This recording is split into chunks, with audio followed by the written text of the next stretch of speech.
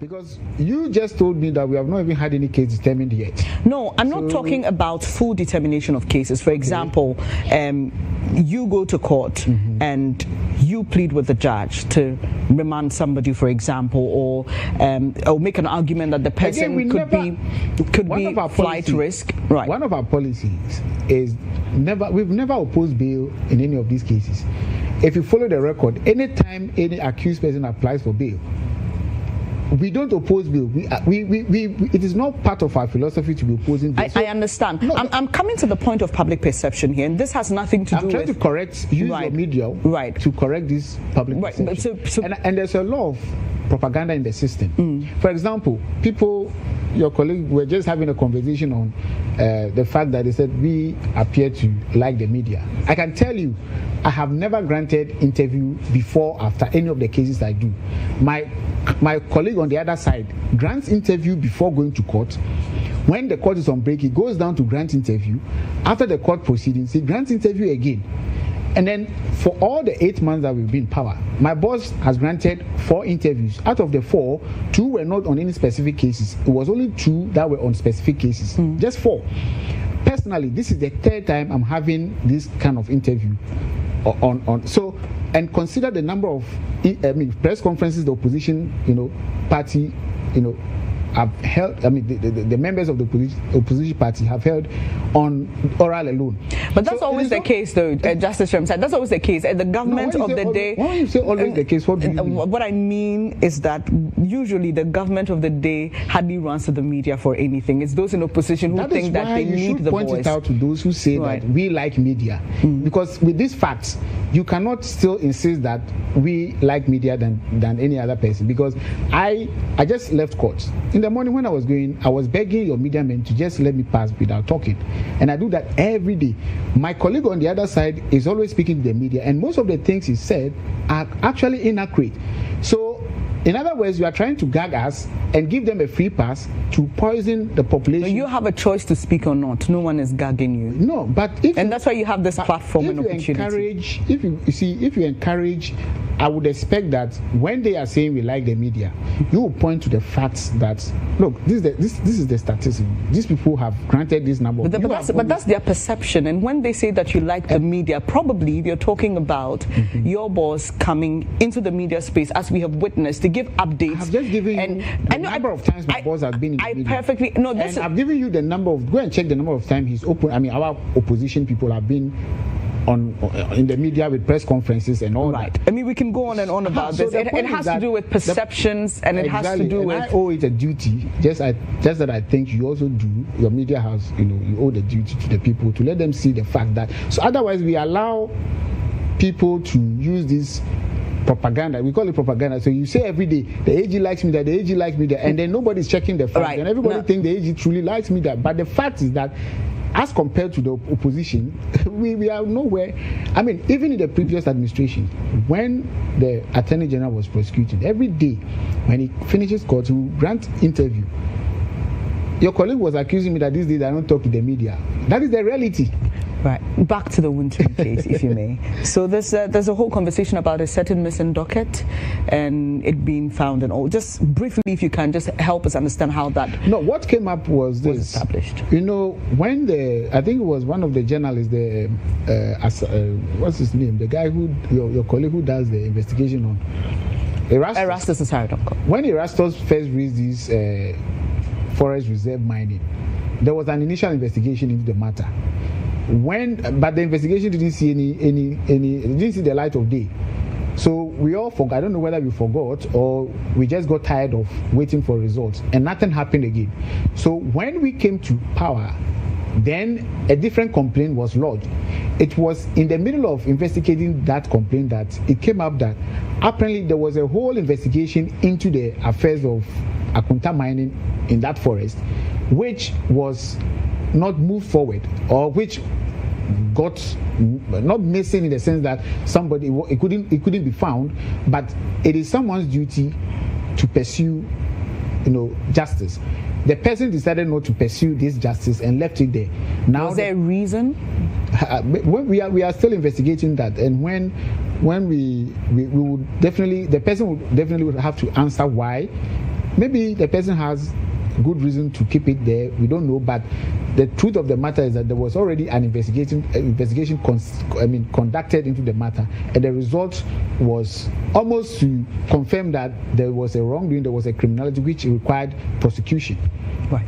Talking about things that happened in the past and revisiting and all that, brings to mind my own colleague who was a journalist, an investigative one, Ahmed Swali, who tragically lost his life.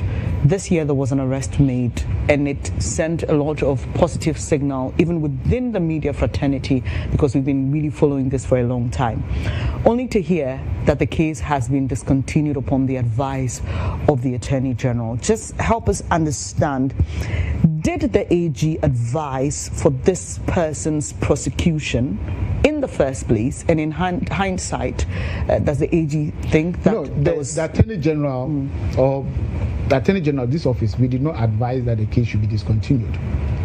What was the advice then? No, we asked for further investigation. The murder was committed from eyewitnesses by a couple of people. Sorry, I mean discharged. I beg your pardon. The suspect had to be discharged, and further investigation on the matter was proposed by the AG's office. I'm talking about the suspect in particular now. Did you advise that this person be sent to court, and in hindsight, do you think that you made a mistake on that advice? This office did not advise that the person be discharged. What was the advice? That was not advice. The advice was for further investigation.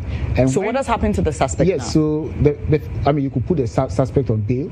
So specifically, I'm asking you, what has happened to that suspect? Because the reportage... the suspect will be rearrested, and because the advice from this office was not to discharge the suspect or to... But did you see that? Did you see the news that the suspect had been discharged? Yes, we saw the news, but we had our own investigations into the matter. Right. We looked at the advice we gave, and there was nowhere in the advice that we asked that the person should be discharged. The advice was a further investigation. Let me explain this to you. At this stage, the person is entirely in the hands of the police service. Right. And so what happens when they make arrests? They forward to us docket, and I was explaining that earlier.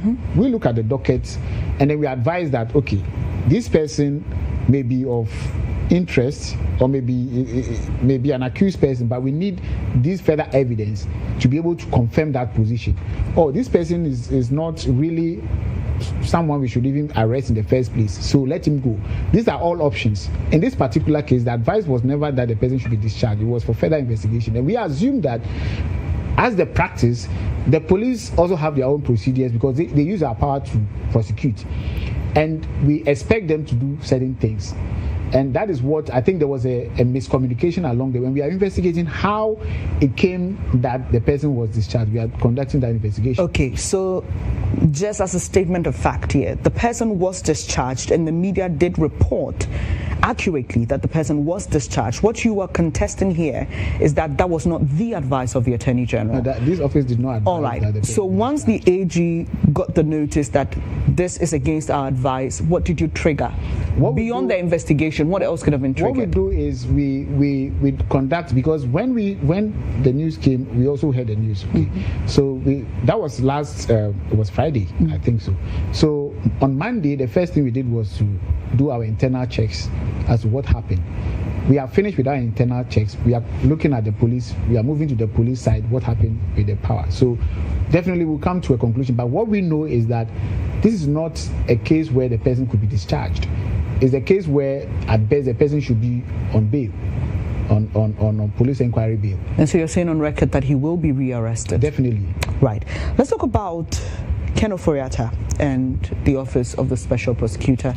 And it's an interesting smile you have on your face. So, but what is happening? I recently saw a photo. Someone suggested that probably an invasion of the privacy of Ken Ofori-Atta, but others argue that he's a wanted man. He's needed back in Ghana. What can you tell us about attempts to get Ken Ofori-Atta back into the country? Yes. So Mr. Ken Ofori-Atta is the subject of a number of criminal investigations, right? I think the one that is popular is the one that the OSP is conducting. And also, that is the one that we are made to believe is in an advanced stage where extradition will be required. And indeed, the OSP has already put the person on red alerts, Interpol red alerts. What it means is that it's a notice to the whole world that this person is a wanted man. But the Interpol alert is not an extradition, procedure. So if we really want the person to come, we need to make an extradition request to where we believe he is, which is the US. Now, this is what's, and listen to me carefully on this. We are the only authority, that's the Attorney General Office, we are the only authority that can make extradition.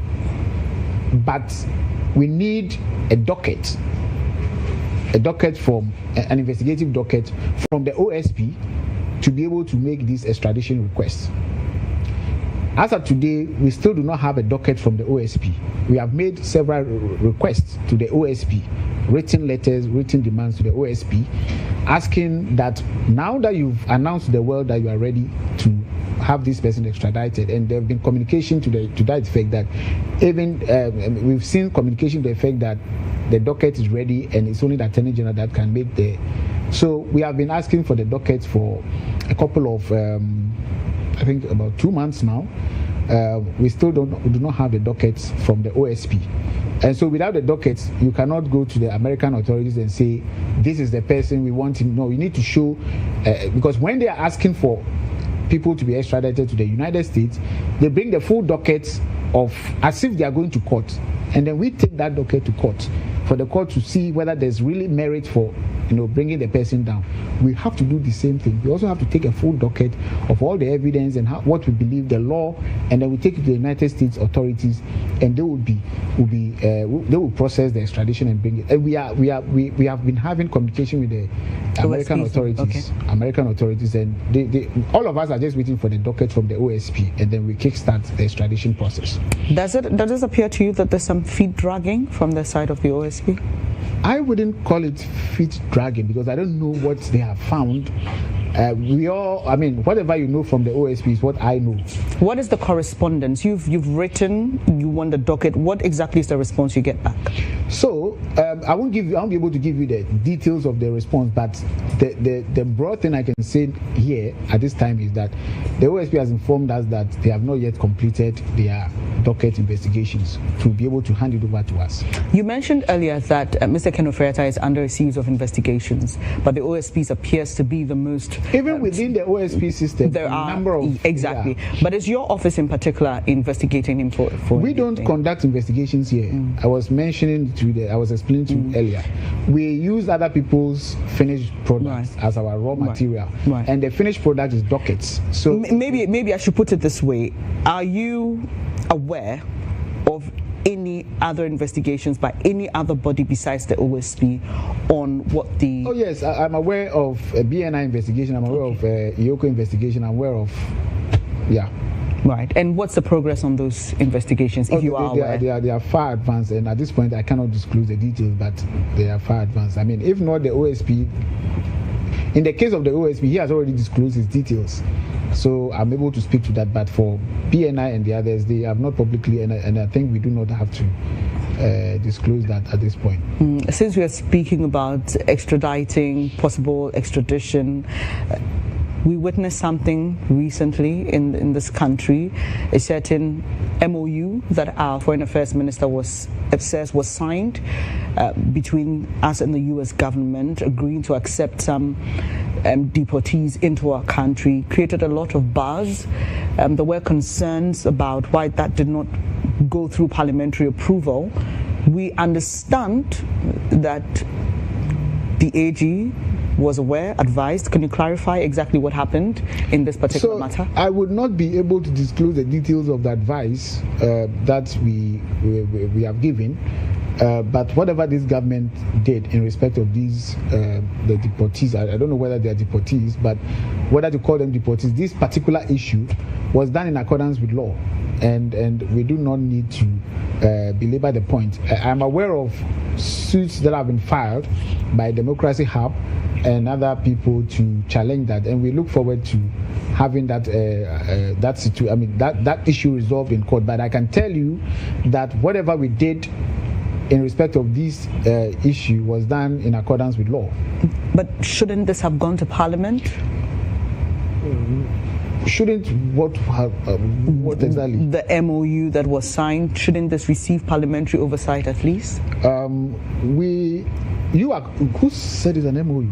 Well, that's what we're told. By the Foreign Affairs Minister.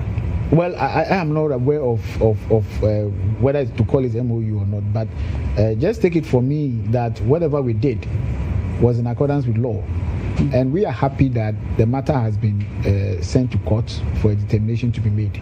But they are not in the country as we speak. They are not in the country. They were sent to Togo. Why didn't we wait for the determination of that legal matter? No, before those issues, there's no injunction on us. Right. We have not been injuncted from deporting anyone, so we do not see why we should. And the fact is that the people were not meant to be in Ghana. It was a transit point for them to go to other places. Do you understand? So, we and I appreciate that, but also people say that, look, they had gone to court. They wanted a matter heard on their behalf. In the spirit of fairness, at least, could you have just given them that opportunity? No, I mean, I think the legal authorities have been clear on this matter. Unless there is an injunction, we are entitled to continue government business as we plan to. Right. And so long as we believe that what we're doing was right and there's no court injunction on us, I do not see the basis for the argument that the people are making that we should have kept them here for what? Waiting. So we should keep them because somebody intends to get an injunction. No, that was not the agreement. That's not the plan we had for them. Right. So we understand that some of these persons spoke to the BBC and they used the expression of being dumped in Togo. Can you just, if you do know how they were sent there and what the processes were like? I wish I knew what they meant by dumped in Togo. When you say dumped, I could imagine something like this. But I don't think that's what happened. Were they given over to Togolese authorities to just drop them off, for example, at the border? Just I want to understand if you know what processes I do not know how the allegation of dump or how they introduced dumping people in Togo is like. But we know that these people were in a transit situation here. And they had final destinations where, they had various final destinations and they have been sent to those destinations. As to whether they were, I don't know where dumped in what sense, I am not sure of that. But at least you can tell us that their rights as humans were considered in the entire process. Look, you handed them over properly, or I just want to understand. Yeah. So take this from me, okay? President Mahama would never abuse anybody's rights, whether a Ghanaian or a foreigner who is transiting through Ghana. And so if someone is claiming that rights have been abused, we are not saying we are infallible, but to suggest that the president or this government is participating in a human rights abuse project is to miss the whole point, and that cannot happen. And if it happened, I can tell you the president I know we have would do everything it takes to punish whoever was part of that. So there's a case filed by Democracy Hub at the Supreme Court over this matter. You have mentioned earlier that the decision to allow these deportees to use Ghana as a transit was not illegal. It was not illegal. Yes, but would you advise that since there's a matter in court over this whole situation, that we hold on, at least if there are any plans to still allow deportees to use Ghana as a transit? No, we will not hold. Like I said, if there's no injunction on us, because what we did, we believe is right. So it is only when we know what we are doing is wrong that we can stop doing it. So until our position is proven to be wrong, we will continue to do what we believe is right. And if it involves serving as transit point for people, the government would do that. Interesting. So we've already spoken about the kind of pressure in this work for you, but we haven't spoken about possible pressure from what we usually will refer to as highly influential people in terms of prosecuting cases and having some interventions, our culture, our way of looking at things, pastors, imams, all the levels of interferences that you can talk about? Well, I am very lucky. I think I sit in a very luxurious position in respect when it comes to this issue, that because everybody knows I'm a deputy and I have no final say in who goes to what and who doesn't go to jail, or who will prosecute or not. So I don't have that situation on my desk. But I know I have a lot of, my boss runs a very open, office with me, and I know that he's not the kind of person that you can even approach to have that kind of conversation. And if you approach him with that kind of conversation to influence him to subvert the law, I know the answer he would give you. And I know my president would not also entertain that kind of conversation. So even though I'm sitting on a very comfortable chair when it comes to this issue of influence, because nobody will come to me, because whatever I say doesn't matter. It's my boss who, I don't think they are encountering this pressure that you are. And if they are doing it, I'm sure they are rejecting every aspect of it. The General Secretary of the NDC has been talking about interference into Oral's work. You say that you haven't received any? I don't think he was talking. He said people were interfering with oral work. What I understood him to be saying is that he is hearing that some people want to come and influence our work. And he was commanding all of us to, or he was directing or suggesting that we resist such attempt. That is how I understood his communication. I didn't hear him say that he saw people, or he's aware that people have come to influence anyone. You're watching State of Affairs. Today I'm speaking to Deputy Attorney General Dr. Justice Srem Sai. We'll take a quick breather. When we come back, we'll be talking about more about justice delivery. We'll talk about this.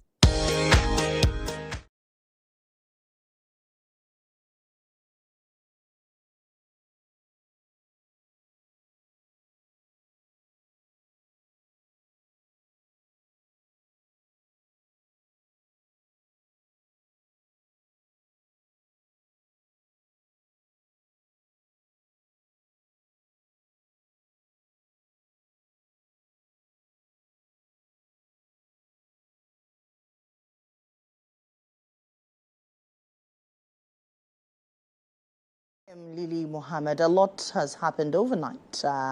Yesterday, Parliament reconvened. The controversial Proper Human Rights Bill has been reintroduced in Parliament. This time around, it's being championed by Reverend GHOne Intim Fojo, and then Samuel Neti George is in there, and then 8 others. So we'll talk about PTA and why PTA is not happy. PTA has petitioned the president. They're actually suing the Ghana Education Service.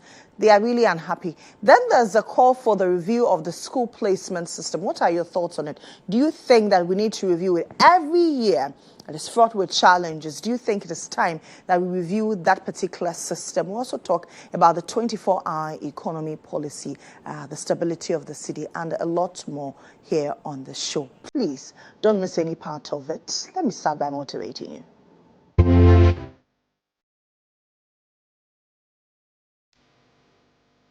Our quote is by Queen Elizabeth II.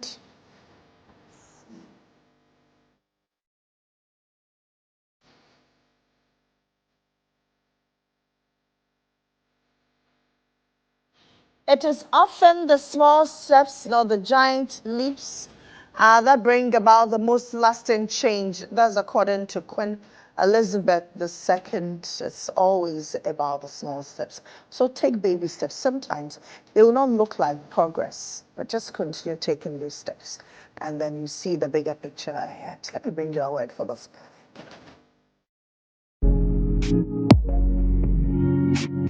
Today's word is CHILLAX. Chillax. It's a verb.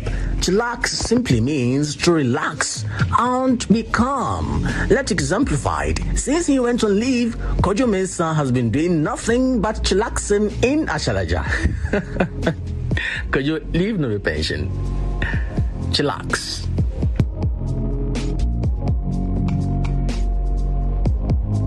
Well, at least some somebody read my mind. Somebody should tell GHOne that leave no be pension. And I'm sure by next week he should be back and in the hot seat. Anyway, so that's our word for this morning. Let's bring you our video of the morning and then we'll head to court.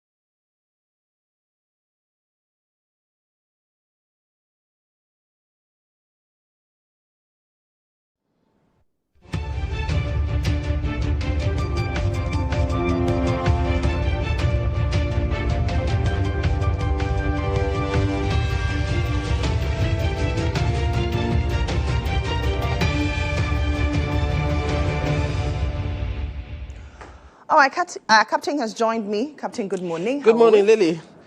How are you? I'm doing awesome, as Great. always. Yeah, great to see you. Yes. Especially on Wednesday. You know, I love Wednesdays. On Wednesdays, Anyway. you have the opportunity to meet the ladies, isn't it? Yes. Today you are meeting the ladies. Yes, Great it's one. an all-female ensemble. Especially when we are celebrating. We're still in the pink month. Exact Pink October Pink month. October. Yeah. Anyway, yesterday the ex-PPA boss trial Yes.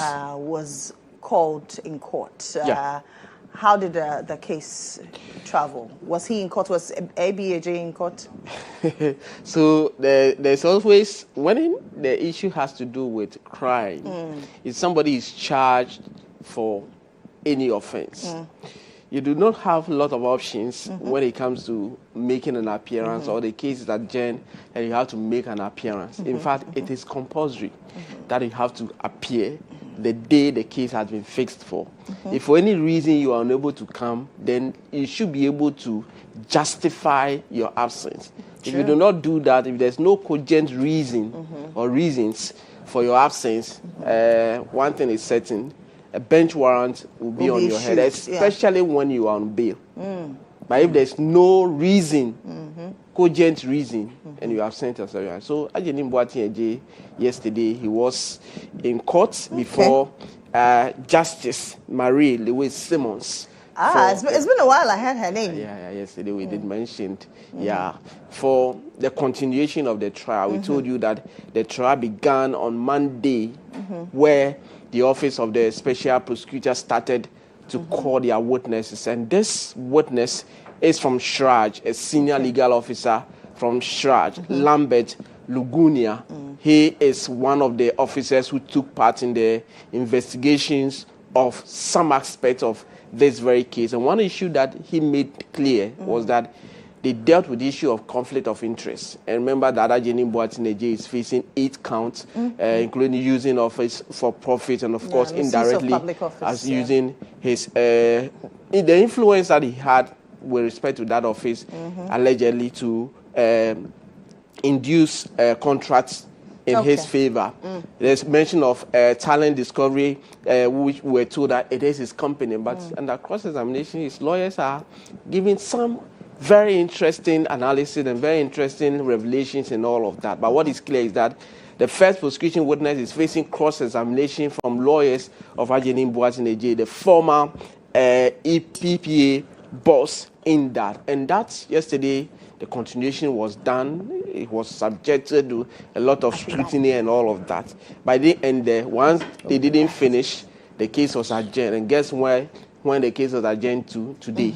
So today, GHOne Boateng again will be before Justice Marie Louise Simmons for further cross-examination, where his lawyers will continue to grill the first prosecution witness. At the end, the court will then have to discharge the witness, and the prosecution will have to call their next witness. So that is what happened in relation to the GHOne Boateng. The trial is on, and yesterday his lawyers subjected the first prosecution witness to rigorous cross-examination, and it will continue today. Yes. Okay. Yesterday you also mentioned that Nana Agada, Evangelist Mama Pat, was supposed to be in court, but it was adjourned. Yes. I did mention that yesterday, Patricia Esiedua, but the husband was in court yesterday.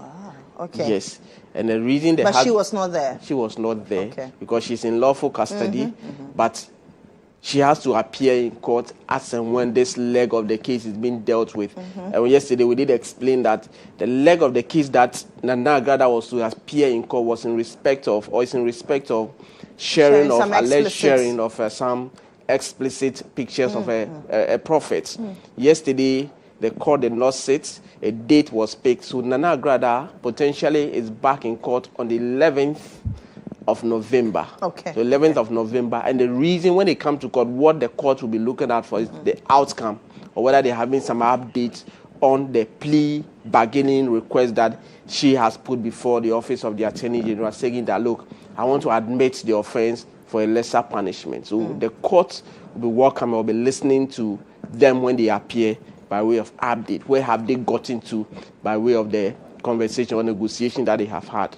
The court, the parties can agree, but the court can reject it. Okay. But they have the upper hand. Once the parties agree and put something reasonable before the court, they look at the punishment associated with the offense and the journey so far, and then the court will have to make a determination. But yesterday, unfortunately, the case did not come on. Agrada was also not present, but the husband was present in court yesterday.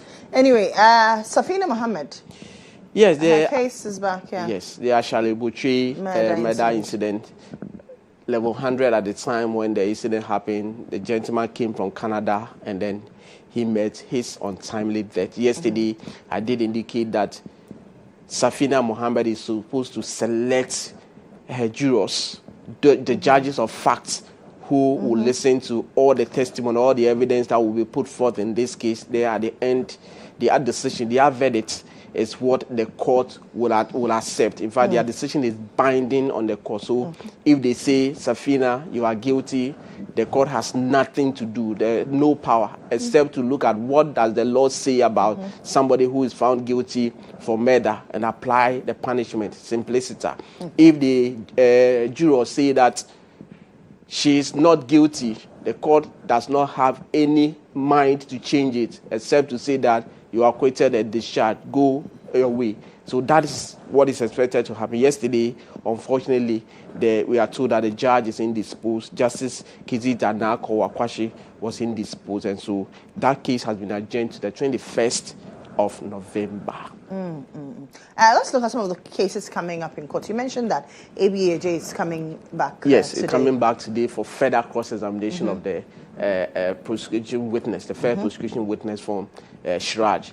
They conducted investigations in relation to conflict of interest and how issues of procurement took place within the case that is being handled by the OSP.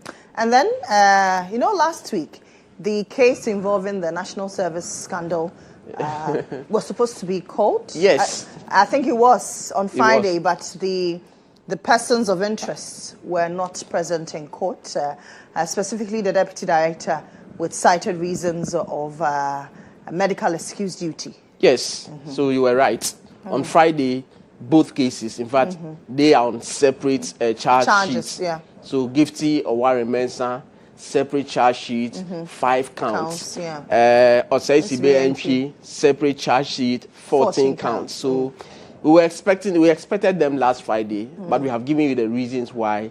And then Gifty or Warren Mensah especially is expected to appear today. Okay. Because the last time her lawyers produced an excuse duty to show that he's unwell, and then she has been given time off. So the 2-day is elapsed, and the expectation is that this morning, before Justice Audrey Koku-Vite, she would appear and respond to all the 5 counts, the charges that have been leveled against her, as to whether she's guilty or not guilty. So this morning, before the Criminal Court 4, Gifty Oware Mensah, the former Deputy Executive Director of National Service Authority, is in court in relation to the 9,000 or 6,000, 9,000 ghost names yes, that she's alleged to have put on paper, secured loan in the name of National Service in the sum of 38 million Ghana cedis. So this morning, she'll be in court, and I will listen to what her responses will be in relation to the charges that have been leveled against her. And the last indication is that the last time, what happened the last time, Gary Nimakun is the lawyer that we do know or appeared for her to represent her. Let's talk about the SkyTrain case. Yes, Professor Christopher Miyakunfi, Solomon Asamoah. Yes, the two of them are in court today, and in fact, this very leg of the case will be at 8:15. So that early. The court usually will sit at 9. The High Court usually will sit at 9, but the parties have agreed to come this early to be able to deal with the situation, because that same court we have a lot of cases coming up, and so Solomon Asamoah, the former chief executive of Ghana Infrastructure Investment Fund, will be moving a motion seeking to halt proceedings at the High Court. And the reason they are asking for a stay of proceedings was to the effect that they are not happy with the ruling delivered by the court, and they say that they are challenging that at the Court of Appeal. So they want the trial, the proceedings at the High Court stayed.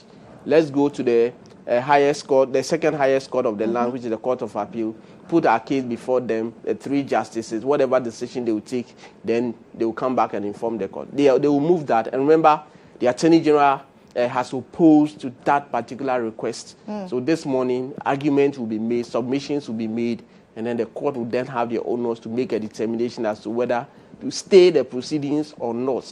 That we have heard so many times and countless times that the mere filing of a motion before the Court of Appeal or pending application before the court does not stay proceeding, except when there's an express order from the court above for the lower court or the court below to stay proceeding. So it will be interesting to see what will happen when the parties appear in court today. So that is one of the cases that we should keep an eye on by way of what is happening today.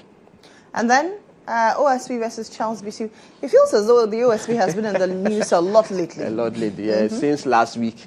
Yeah, a lot of the cases that the OSP has filed at the court are coming up and all of that. And today, one of the cases that you have just mentioned, the OSP charging Charles Bisu, charging one Raphael Mensah, charging one Nadede Thego, all of them for some. You know when you mentioned Nadede, you remember? Please, not our Nadede, just so you know. This is Dr. Nadede Tego. Yes, not Nadede. No, Nadede Tego. From here, I'll go and beat her. So the 3 of them are in court today. And remember that last week, we told you about the fact that the OSP is saying that their first witness is an undercover investigator, so they want his testimony taken in camera or what the court cleared. They didn't want it to go public. The lawyers of the accused persons, they disagree with that. The court made a directive that look, OSP, this is an oral submission. If you want to make that order, come formally, let the defense or the other party also respond to it, then the court will make a determination. So this morning, that case will also come up, but the OSP is expected to make that request formally for the accused persons to also respond to it. Then we'll see the decision that will be taken by the court. So in terms of what is coming in today, busy court this morning, very, very busy, yeah. So, but the top on the list will be the National Service Scandal. Yeah, absolutely. Yeah. Okay, Captain, thank you very much. Thank you, Lily. For what's going to happen, what happened yesterday in court, and then what will happen today. So look forward to it at 11:30 a.m. On the news. Mutala will join us with latest updates from the court as well. Let's head to Inside Out.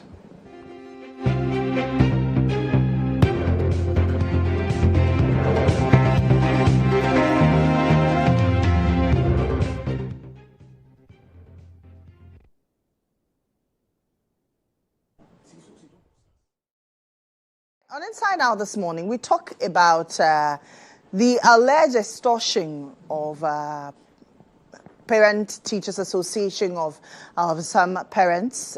We understand that some have had to pay around 600, 700 cedis as PTA dues. And then PTA as an association is not happy with the Ghana Education Service. They've petitioned the president. They've filed a suit at the court against the Ghana Education Service because they say that they have been sidelined. They are an autonomous entity. They do not need interference and they do not need regulation. But in the scheme of things, do we really need to regulate PTA? PTA has existed before I was born. And over the years, we've seen how they have functioned. And then there was a time that PTA was non-functional because under the previous administration, the PTA was scrapped. Now PTA has been brought back, but there are calls for regulation. However, the association itself says we are not enthused about the move to regulate us. We do not need regulation. We are an autonomous body. Ivy, good morning. Good morning. How are we doing? We're good. We're good. Every day in this country, we wake up to something. For the past 1 week, I'm sure many viewers might have seen student mattresses, chop boxes, right, moving around. In fact, some MPs have taken the initiative to stock student mattresses and then give them out to their constituents, right? And so, yes, many people are chipping in one thing or the other to make the movement of these kids to schools very easy. Unfortunately, our parents are equally struggling in the name of PTA, right? And so, yes, sometimes when you get there, unbeknownst to you, you are told that pay 600 cedis, pay 1,000 cedis. Especially when now we are experiencing a free senior high school system. Yes. And then I go to school knowing that a number of the things are free. Well, it's not entirely free. You have to buy some things for your ward as well. There are prospectus out there, so you have to buy the things in the prospectus. But to get to the school and be told that I need to pay 600 cedis, 700 cedis, 1,000 cedis, that's ridiculous. That's the point. And this is not formalized. So it's not on the prospectus, right? You know, there's GS-approved prospectus. Yes. And you know exactly what you are required to do when you get there. You know what government is absorbing. You know what... Yes, sometimes if you want to buy additional stuff for your ward, that's okay. But in this case, you get there and they tell you in the name of PTA. And mind you, it's just that the school authorities are taking advantage. You know that PTA dues were banned under the previous administration in the name of the implementation of free teachers. So parents were not even allowed to pay monies to help their kids in school. And so when they had challenges with feeding, some schools initiated or took it upon themselves to go to the Old Student Association for them to create an account where the old students were sending money. Some parents had to prepare food and take them to schools. And so on this platform and many other platforms, many people were wondering, see, if you can allow the PTA come in, why not? When we were in school, we saw projects that were undertaken by PTA. And they were branded. Yeah. Exactly. And so this government says there's room for PTA. But I think what has not been done is the regularization as to how much dues you can take. Yeah. Because usually it's been that they look at the riches of the parents and they peg the dues at their strength.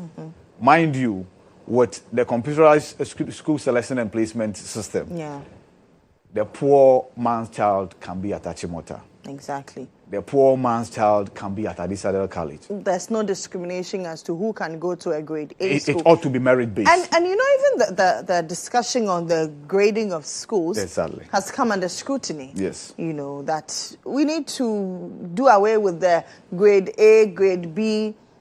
Every secondary school should be at par. Exactly. So that if I am a parent and I think that I want to take my child to maybe Achimota or Mfantsiman, and there are schools in Accra that are powered in Mfantsiman, I'd want to consider that rather than having to travel that long distance. I agree with you. And so, yes, when the minister related to this, it was misconstrued to mean that the grade A schools were going to be downgraded, and then other grade B, C, and what have you schools would be upgraded. And I asked myself, how illogical would this be? Because it will be very illogical. What we are all calling for, and the minister subsequently clarified that, no. He's saying that let's upgrade every school to a level where we can all say these schools are at par. And what do you need? Infrastructure. And post good teachers there. Now, many people will say, it's not every teacher that way. If you put the facilities there, so every senior high school has a well-furnished laboratory, right? Science lab. Yeah. Library. Teachers bungalow. Adequate teachers. Obviously, that will mean that they'll get adequate teachers, right? Because there's electricity, right? There's computer lab. Yes. There's science lab. There's a library. Who will say no to being posted to such a school? Because you have facilities. Yeah. Accommodation facilities and what have you. So let's get to that level where it doesn't matter whether the school is located at a Sansi Bontefu, right?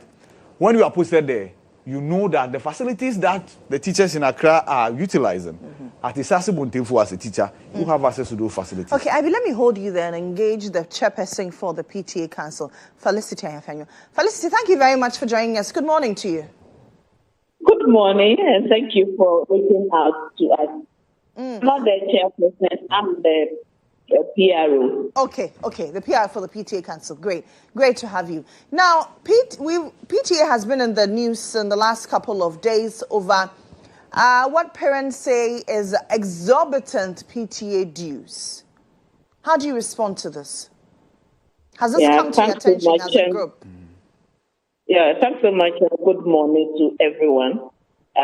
We, as the National Council of Parent Teacher Association, our mandate is to bring every school pre-tertiary under one umbrella and to monitor and then to evaluate and then to regularize their activities.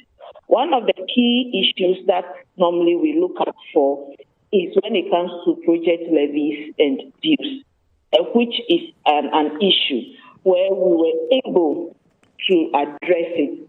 And then it is communicated to our members that every year the amount that a school will charge each member, a parent, is 200 Ghana cedis. And the dues is 21 Ghana cedis. So in total, you are paying only 263 Ghana cedis for the academic year. The 200 is for the project that the school deemed fit that this is what they want to do. Then over the years, we have challenges. Some schools are more endowed, some schools are underprivileged. So in that sense, you have to seek approval and then check with the background and the strength, the financial strength of your members, that is the parents, before you can levy. But then you just have to do one project at a time. But we have a situation this year. In the past, under the previous administrations, when the free senior high school was introduced, they came in and then put in a lot of stumbling blocks. And then we still operate, we still help feed our children in the school. Now we have a new government that has come on board. and they reintroduced the PTAs, but then now said they will not recognize the National Council of Parent-Teacher Association. And that is now, this is what we are comforted with. If I can read our vision and mission statement to you, the vision statement reads that to be champions of continuous improvement in the overall quality of education of our children through productive and cohesive engagement of relevant stakeholders and communities at all levels. And our mission statement is that to harness and invest energies and resources into creating a conducive climate for teaching, learning, and character development, while safeguarding the welfare of students by the most cost-effective means. We know in the past, some school authorities, some school management, they exploit us. Some get the money, but then they don't use it for the intended purposes. But as we step in as a national umbrella, we tried as much as possible to minimize all those things. Give reasons why a school cannot charge about 500 Ghana, why a school cannot charge about it. Because the parents that we are, as we are today, the hands are not equal. So this is what you at your school, this is what you have to do. If you take somebody to the outskirts of the capital, these are a lot. The students are doing computer science, but then they don't have a single computer in the school. This is where the National Council comes in. That, okay, we will look for philanthropists to come in and support, and then be able to advise the government so that these schools are the ones that need it.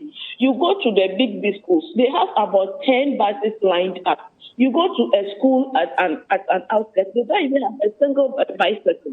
The headmaster or the headmistress even has to trek thousands of miles before getting to the school campus.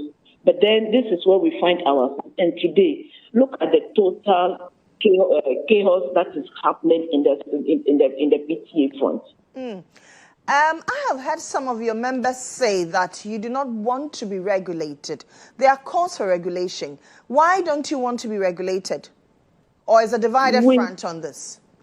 We didn't say that we don't want to be regulated. No.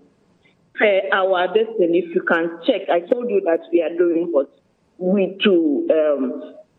To engage relevant stakeholders and communities at all levels, while guiding the welfare of our students by the most cost effective. So if we are collecting money, we have the monitoring team, we have auditors that goes to the school to audit. Currently, we have about 5 schools that teachers have sat and collected money that we are investigating, and we are almost at the last bit of it. You understand? So we've done all this things for the past 15 years. And this is where we have gotten to. Government has brought the PTA back, and then it said, you don't recognize the PTA. Meanwhile, we have the national, we have the region, and then we have the zonal composition, where we have executives all put in place to do the monitoring, to do the needful, to help save the guide, to help shape whatever government is bringing in. We are also there as a stakeholder to make sure that it is used for its intended purpose. Before what we can add, we also add. Okay. Now, I also know that some time ago you petitioned President Mahama. What was the outcome of this? As at now, they have responded, and we are meeting on it, and then we will take it up as soon as possible, but we are not done yet. Okay.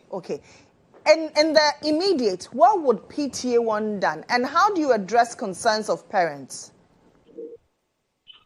For now, we are calling on all our members to be on their respective campuses, assist our members, the new members, and then speak with the school authorities so that they do what reduce the fees, the PTA levies to affordable levels for the parent. And mind you, it is a voluntary, it is not compulsory. It is as when the parent can. So it's not that immediately you have to pay. No. Okay. If you can pay, then you pay. If you cannot pay, you pay part and you go, and then you come back and then you pay the rest. But then it is not something that should affect our work in the school. Felicity, you say that they should consider a reasonable amount. For you as parents, what is reasonable? Yes, for us at the National Council of Parent Teachers, our PEC is at 263 Ghana cedis per academic year. Okay. All right, Felicity. Yeah, Felicity, before you go, the Minister for Education, Haruna Idrisu, has cautioned school authorities that they will be dealt with if they continue to charge these unapproved fees. Is that reassuring to you enough? Yes, it's very, very reassuring to us. But then one key thing that we are left is for them to recognize the National Council of Parent Teacher Association of the body to assist in that regard. All right. We do appreciate your time, Felicity, a woman who has many hats. She's the PRO of the National Council of the Parent Teacher Association on the issue of the PTA blues. Some parents are up in arms against the charging of exorbitant prices. I mean, why would I want to pay 1,000 cedis for PTA dues? And she says, well, for them, reasonably, 263 cedis. That should be reasonable for at least every parent. Yes. I mean, so some are charging 600, others are charging 1,000 cedis. And you see, that's the point. When you give the Ghanaian something free, then they will add they tend to abuse make it freedom. In fact, this was what the previous government was trying to avoid. Reason why I said no school authorities should charge PTA. But that was inimical to the progress of these schools because, in fact, parents wanted to chip something in. And again, you also look at the fact that if students are unable to pay for PTA dues, they are sacked. Now, per what Felicity is telling us, no school authority is allowed to sack any student because the parents have not paid the PTA dues, right? And so if there's a need for us to streamline this, let's quickly get this done. Government should engage the council. I think the councils will be allowed to do its work in regulating the PTA space. I agree. Just so we weed out these abuses. Let's look at what the newspapers are reporting this morning.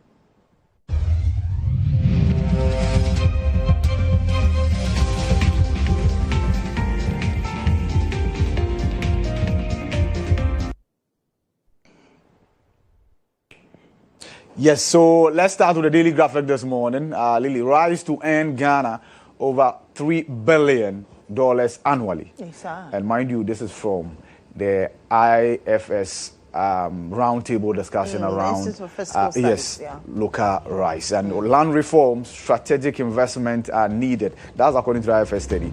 And they've earmarked a number of regions that they think Galamsey has not yet wreaked havoc there. So those regions must be protected. Oti region, Avota region, the Accra Plains, and then also the Afram Plains.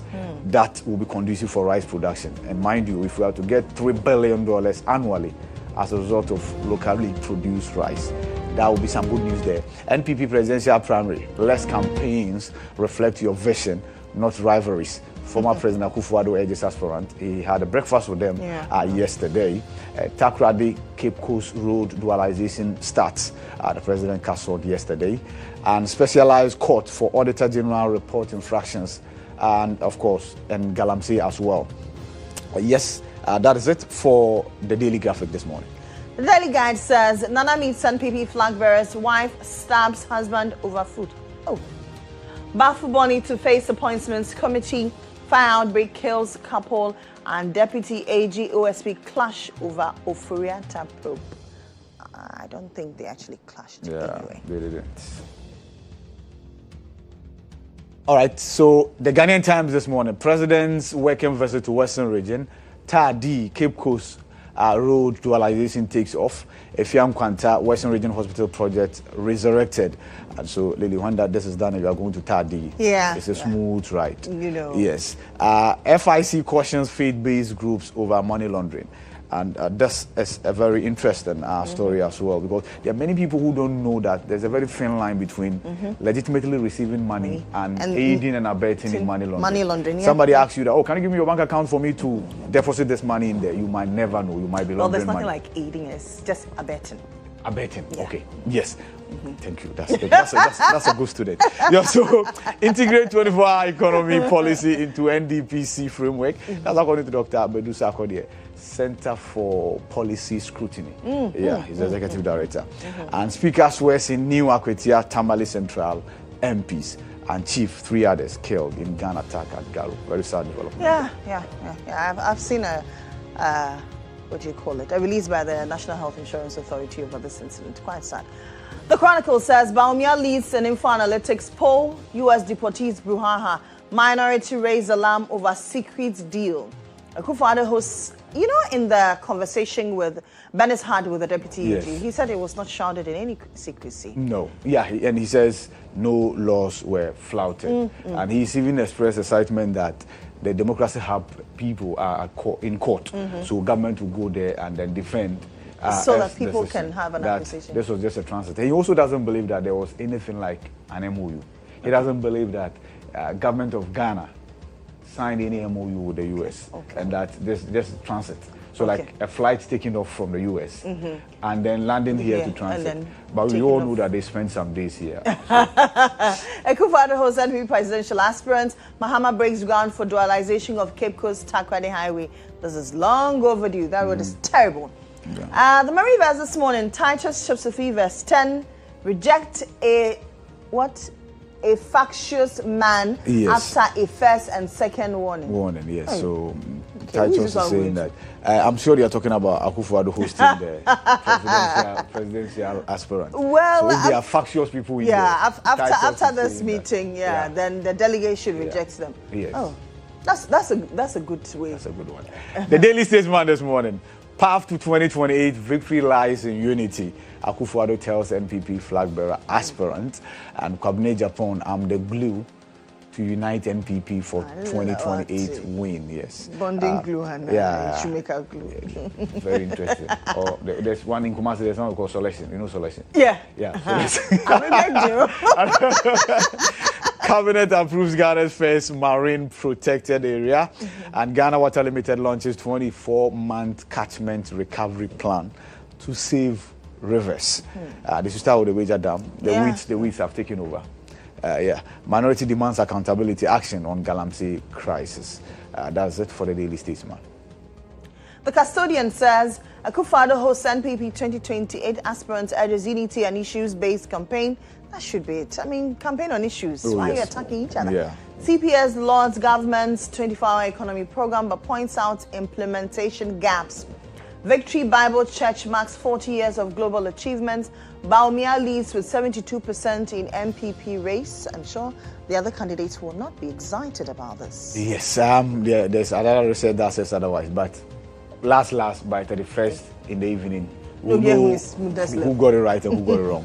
The Daily Searchlight, 24 hours economy in shambles, high electricity tariffs are anti-business, encourages theft. That's according to groups, Fabag, and many others. All right, safety on Volta Lake. Minority Caucus demands urgent action, and Ghana Energy Awards receives over 300 entries ahead of deadline. Parliament observes minute silence for ministers. Others killed in a helicopter crash. I was engaging Hussein Issa, former MP for Kankwe North, right? And then I had to send him something. And so I look at the flyers we had done for the last time he was here, and I realized that he was on with the late Mohammed. And these are memories that we'll have to live with for a very long time, given how close we were to these individuals. Anyway, that should do for the papers this morning and Inside Out, of course. Let's head to the sports world shortly.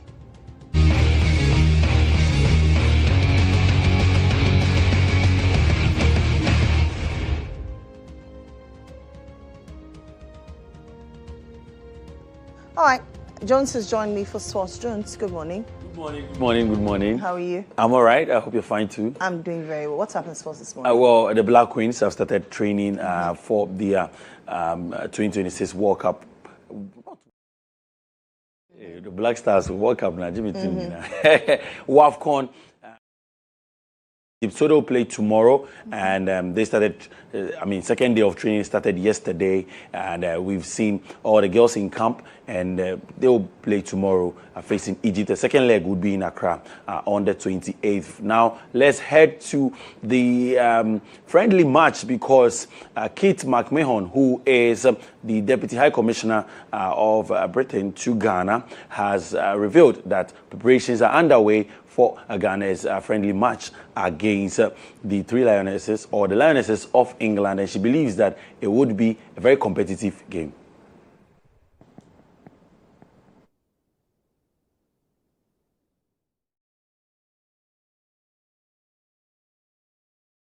The preparations are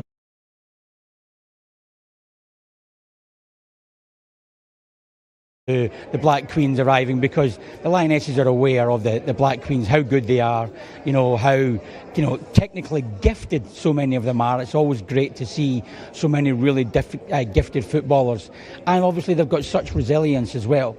But they're going to come up against the tactical nous of England, and how good they are, and they're fierce. They're European champions.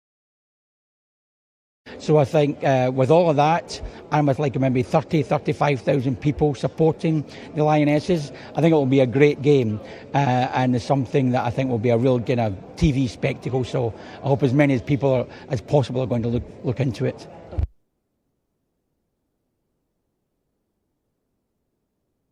Okay. So the 3rd of December, I would see the Black Queens face England there. We wish them all the best. England are champions in Europe back to back, so it's a good test for them, and let's see how it goes for them. Now let's head to the Black Stars now because Honorable Ernest Norway, who has been speaking to EIB Sports exclusively, has revealed that he expects the Black Stars to make the top 4, in fact, make the semi-finals of the 2026 World Cup. He was speaking to Benghazi, and you already know that he is the chairperson of the Parliamentary Select Committee on Sports. And, well, let's just get to listen to the Honorable Norway. We are expecting to go past the quarterfinals, semi-finals at this stage. We may not be able to win the trophy realistically, but we should be able to be in the top 4 going into this particular tournament. And I'm very sure that the boys are poised, and then with some added on technical team, technical managers, etc., added hands, etc., we'll be able to get to the semi-final of this tournament. And I'm hopeful because, as you can see, the players, the team has started picking up gradually, and more friendlies must be organized for the team. And friendlies, not mere friendlies, competitive friendlies must be organized for the team. And that's how we'll be playing Japan, Korea in November. And so, semi-finals of the World Cup. Let's see how it goes. Let's head to the UEFA Champions League, where yesterday there were some results. So, Pafos and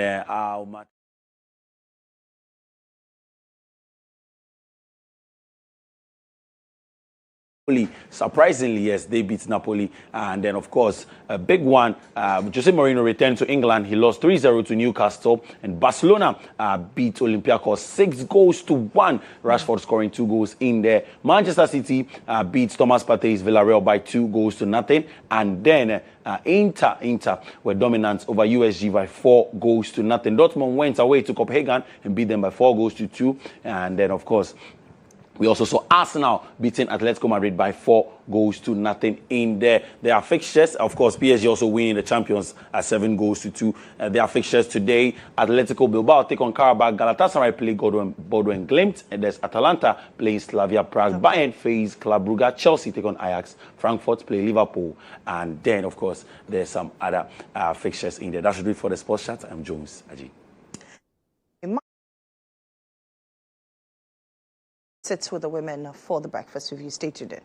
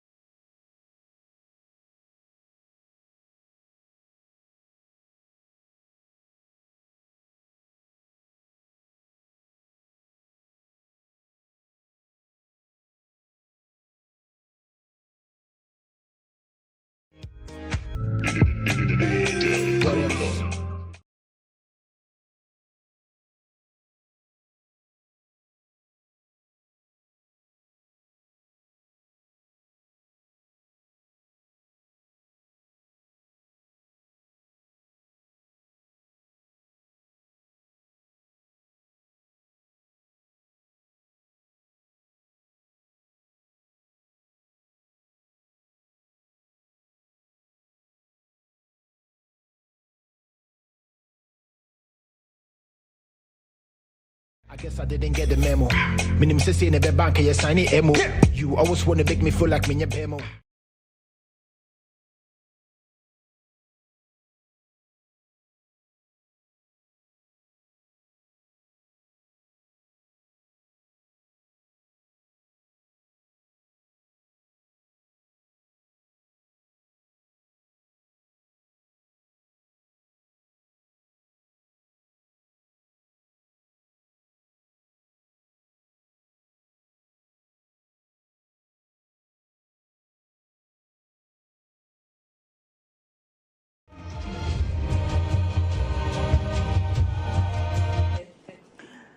Yeah, welcome back to the show. This is still G today here on GHOne TV, and I'm Lily Mohammed.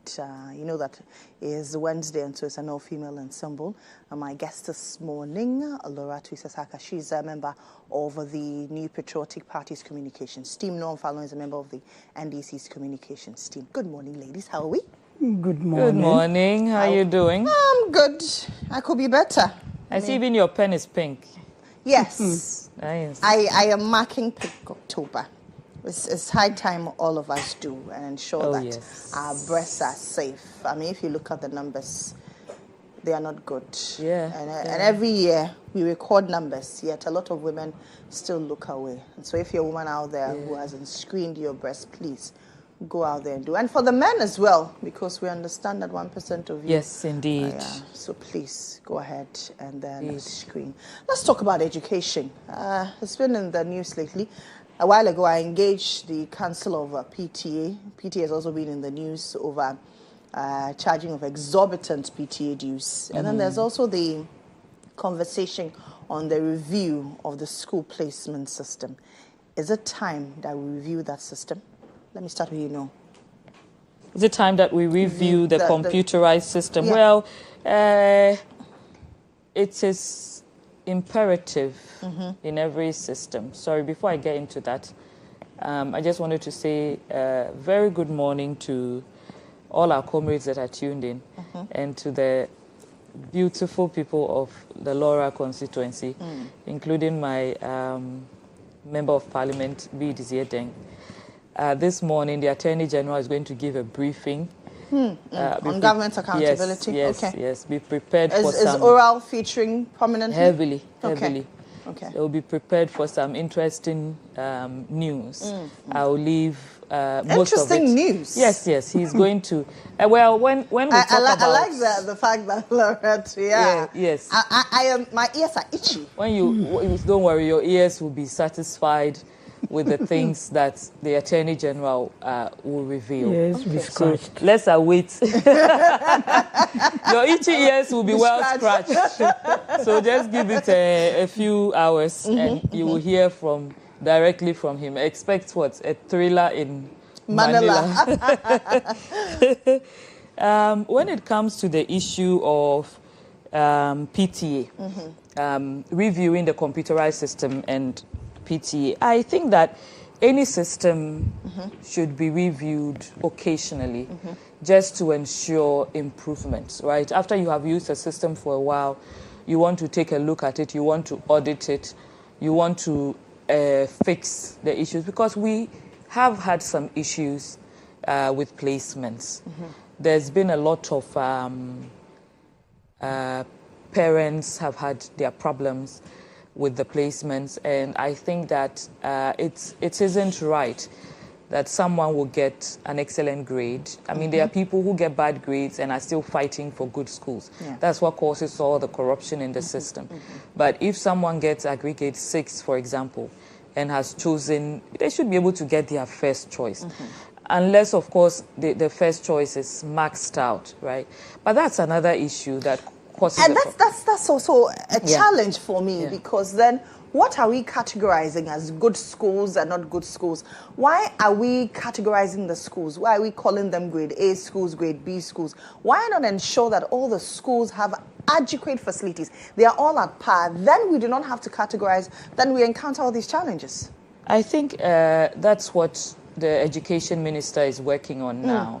I believe you've heard him talk about ensuring that we don't have, all this grading on all this classism and elitism. But in every society. So yes, exactly. I mean, in the West, you have it. You have the Ivy Leagues, and you have the other institutions. You have institutions that are really good, but are not even considered Ivy League.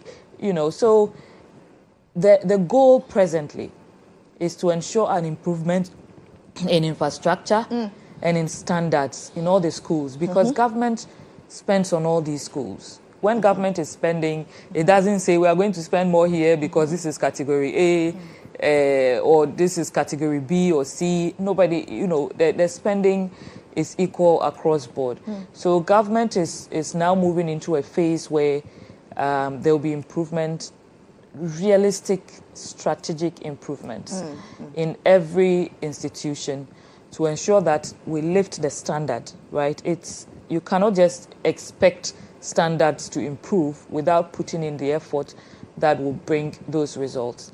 So there will be improvement in all areas, improvement in all the infrastructure and the learning standards in the schools, so that at the end of the day, these so-called category C, category B schools will all be at a very good standard and be more attractive to students, right? It will surprise you to know that there are some schools, I understand there's a school somewhere that had only 40 students picking it, you know, in this cycle. And they have a lot of space, and there are no students, right? When you look at the slots available for placements, GES tells us that there are over 700,000 slots. Yeah. How many students are being placed in this cycle? Somewhere around 600,000. So it means that there is more space than they can even fill. Yeah. But for some reason, you will find that some people do not have anywhere to go to. You know, when I wrote my BECE, for example, we had 3 options for the secondary school you want to go to. I chose the same school for all 3. I said, this is where I want to go. I'm not going anywhere else, right? Luckily for me, I got accepted, in, yeah. right? I think once you score the right, if you have aggregate 6 and you chose a school, you should be able to get it. If not, even your second choice should also be, of a good standard, so that you don't mind going to that school in case anything happens. I think that's what government is trying to do now. Improve the system in a way that most of these schools that are not considered attractive will become preferred, will become a first choice, right? That is the aim. Roger. Lily, good morning once Good again, morning. and good morning to our viewers. And whilst we wait for our ears to be scratched, we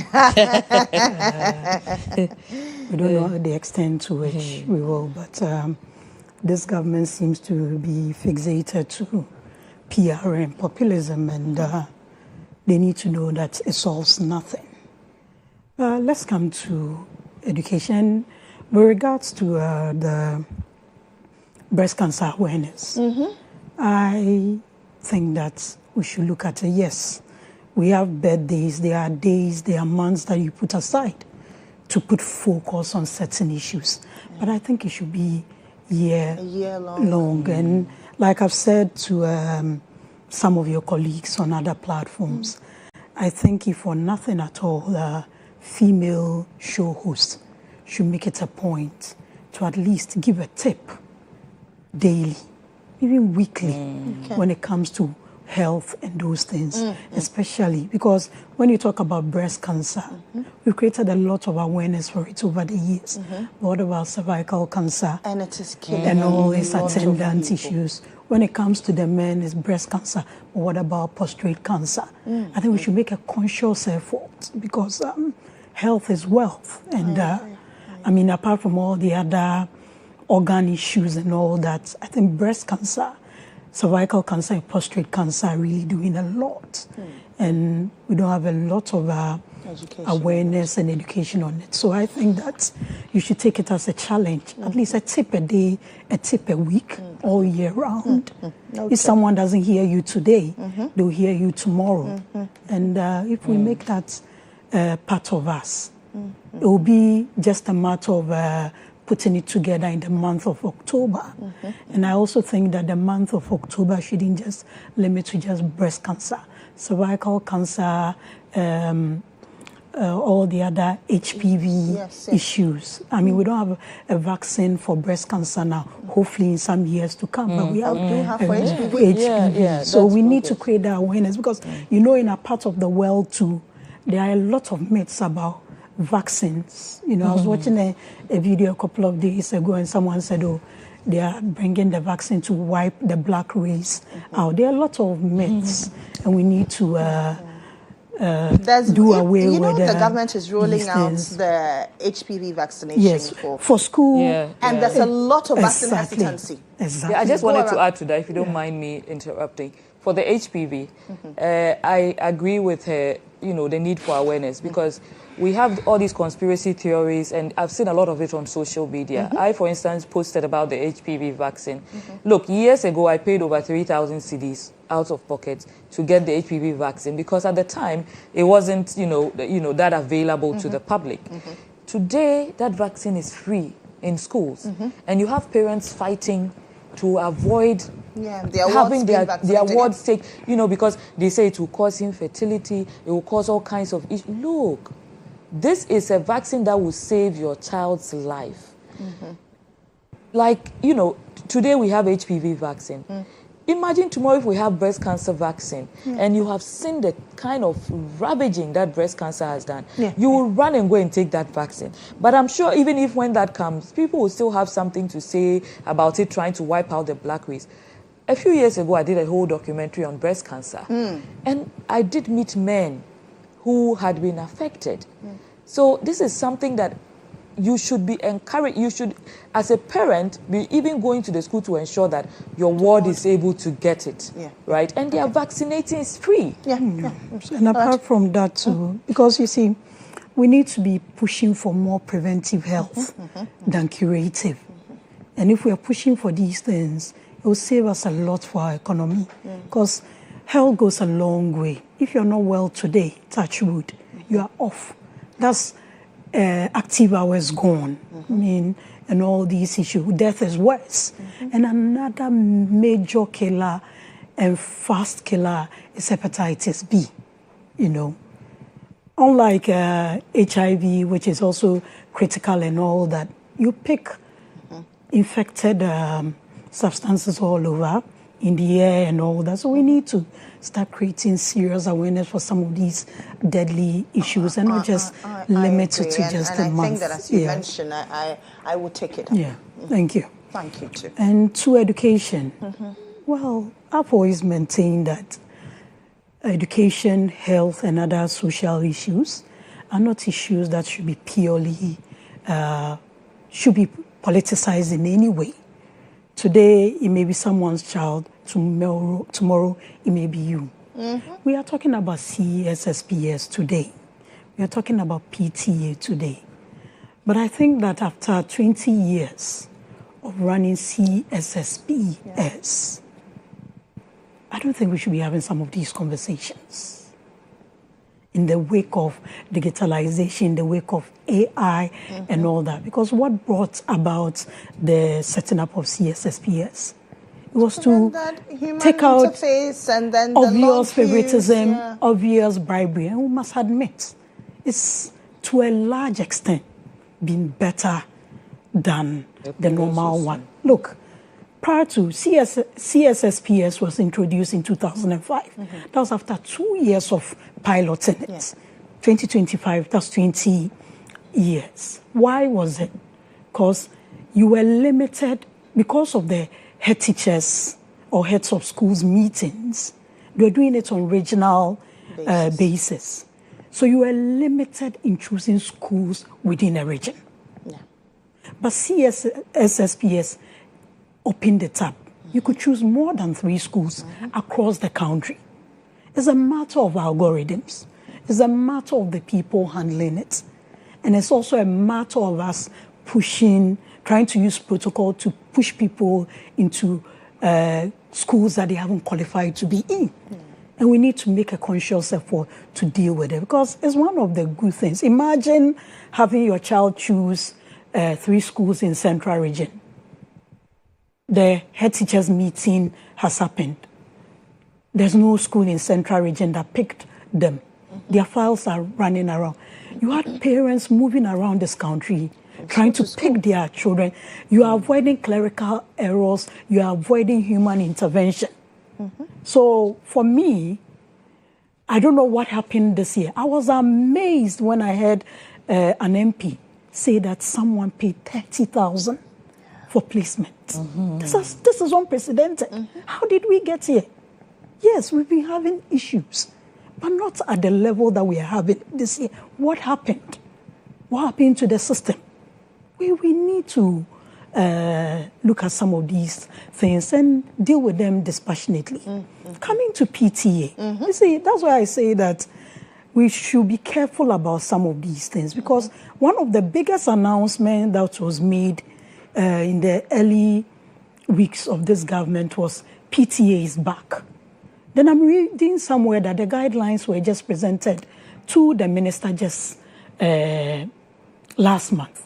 So why put the cart before the horse? Yes, you're going to set up a committee to put guidelines together. Why not have the guidelines, review them properly before you make the big announcement you want to make? But there's a lot of excitement. How does the PTA operate? They agree, and it's a majority thing. So if they go, and what I also know is that PTAs meet first-year parents and guardians, I think on the day of arrival. So it's a decision that they probably taken, but it's outrageous that people have to pay 600, 350. I think it's something that really... Some people are paying 1,000 cedis as PTA dues. Come on. Because I don't think this is the review if this is the review that we're promised. I think the review itself needs a serious review, because we can't be doing this to ourselves.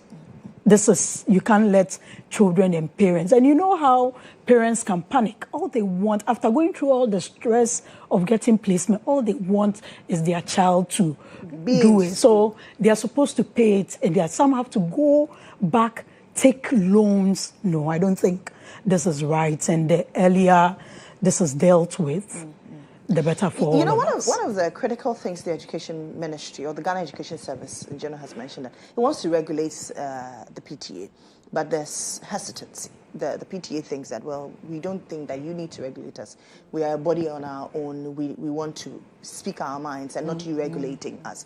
But if there are schools where parent-teacher associations are charging these prices, is it not time to regulate these associations? So I think that the fee dues are illegal. PTA association is different from PTA dues.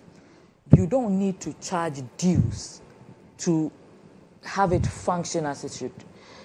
This government believes that raising children is a collaboration between parents and teachers. You cannot keep parents in the dark when it comes to raising their children. And your inability to pay the dues should not be a hindrance to any benefits. I'm wondering who sat down and agreed on how much money, what sums should be paid by whom, because in itself is an illegality, right? You should not be charging anyone any PTA dues. So any school that is charging you PTA dues is doing so illegally. And I believe 100% in the regulation. In every human institution, if you do not regulate, there will be all kinds of, everyone will be doing whatever they want to do. So it is important. And it's not every parent who can afford. If you say, okay, 200 cedis, 500 cedis are here, people are just charging whatever they want to charge. Parents have, finished buying all sorts of things for their wards to go to school. I doubt that they are eager to pull out extra money for whatever reason. So if you are being charged PTA dues, please understand it is an illegality. But, you can report it. You don't fix what is not broken, right? You have given validity to these PTA associations. And just as we have our associations, the associations go into meetings, go into deliberations, and come out with a problem for the purposes of the argument, and agree that this is how we solve this problem. You see, what we are losing sight of is that prior to the CSSPS, in all this categorization of schools, there were a certain category of people that used to go to grade A schools, that used to go to grade B schools, grade C schools. And it had even a bearing on it. The majority of parents in a grade A school prior to CSSPS was in a certain category. You just have a few. Even in this country, at a point, there even had to be a policy that there should be 30% intake of local students. Because it got to a point, there were schools within certain jurisdictions that their students, just because of their circumstances, couldn't make it to schools. So there was a policy for 30% intake. Even that one ended up going to the same category of people who were coming there anyway. But CSSPS made it easy and merit-based. It may have come with its challenges, but it cut out the obvious favoritism, it cut out the obvious bribery. And there were PTAs. Then PTA school agreed that, look, we want to augment the feeding fee. And I know that my school's PTA used to do that. We want to augment feeding. We want to augment furniture supply. It's a decision they take as a unit. And because of the nature and the almost homogeneous nature of the group, it wasn't an issue.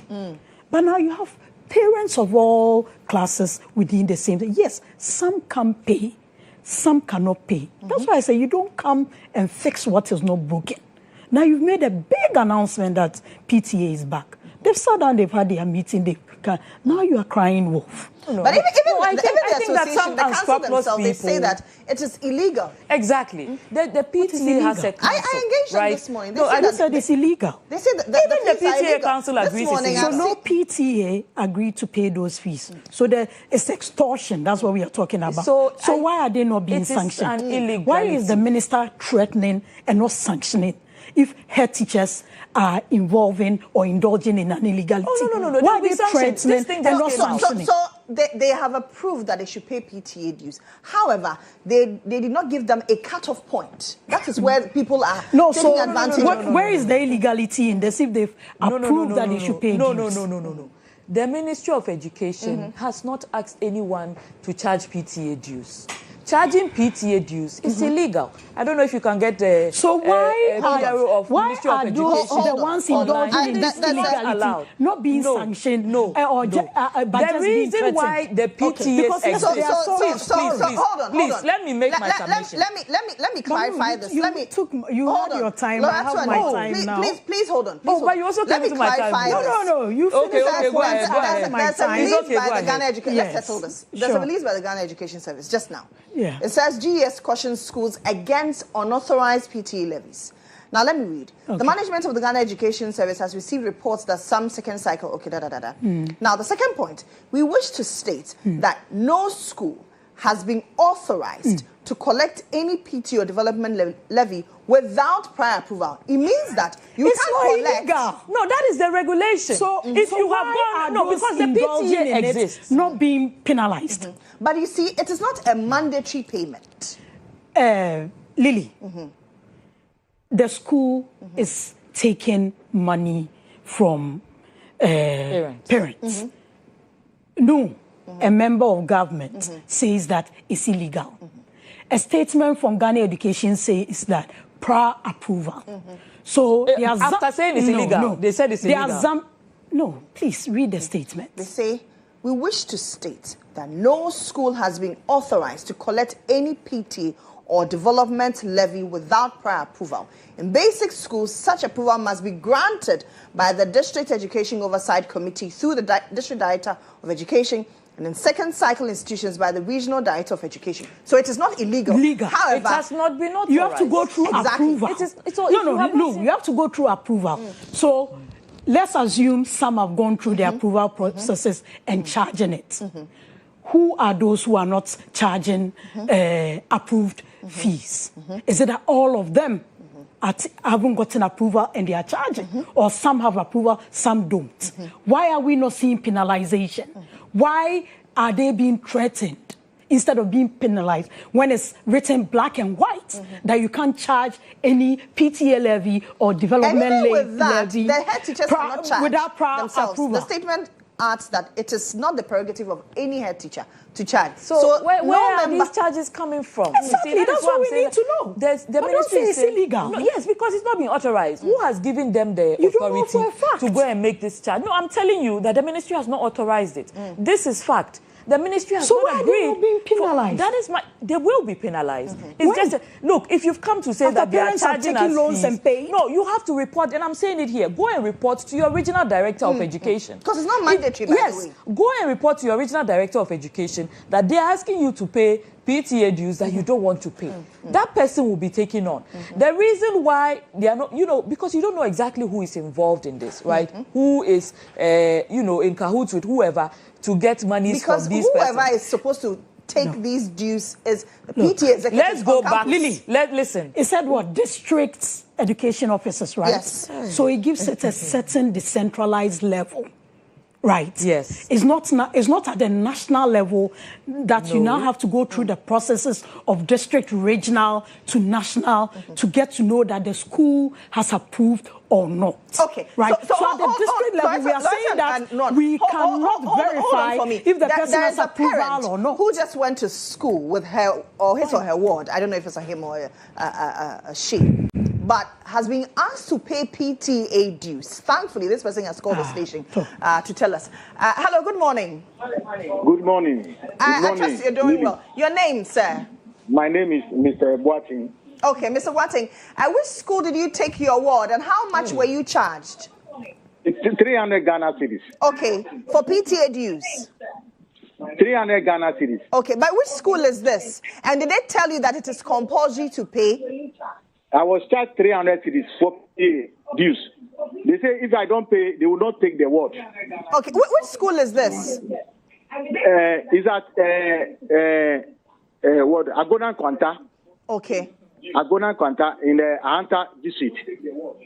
Okay, but where are you, and how far did you have to travel to the Ahanta district to take your award to school? I'm in Accra. My ward didn't get placement, so we have to go for self-placement. Okay. Okay, but which particular senior high school, so that officials of the Ghana Education Service, Ministry of Education watching can take note?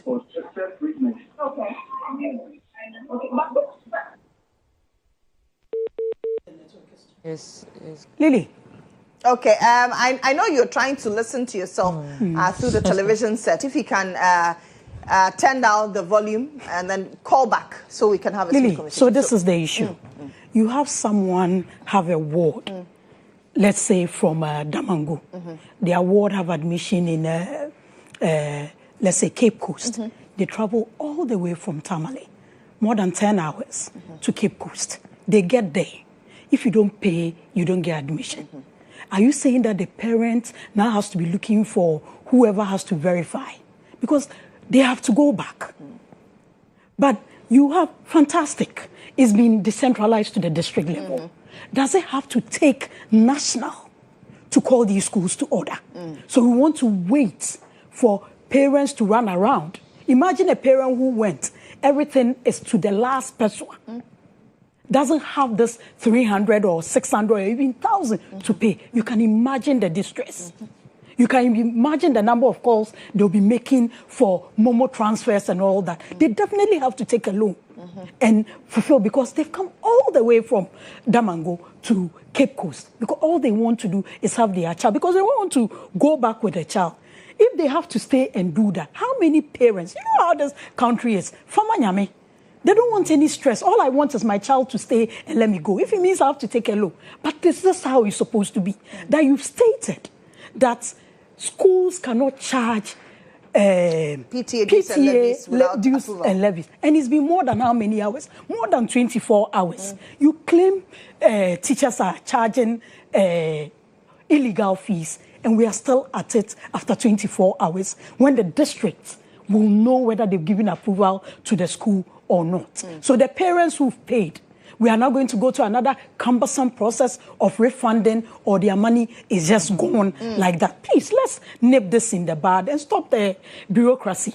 These are citizens of this country. If they are not supposed to pay, they are not supposed to pay. They are not supposed to pay in the first place. And if the school, if the PTA have agreed that let's pay this, and the school has prior approval, why not? They agree to it, and usually it's consensus building. So if they have approval to do this and that, fair enough. But those charging illegal fees, I don't think they should be threatened. I think they should be penalized so that this can stop.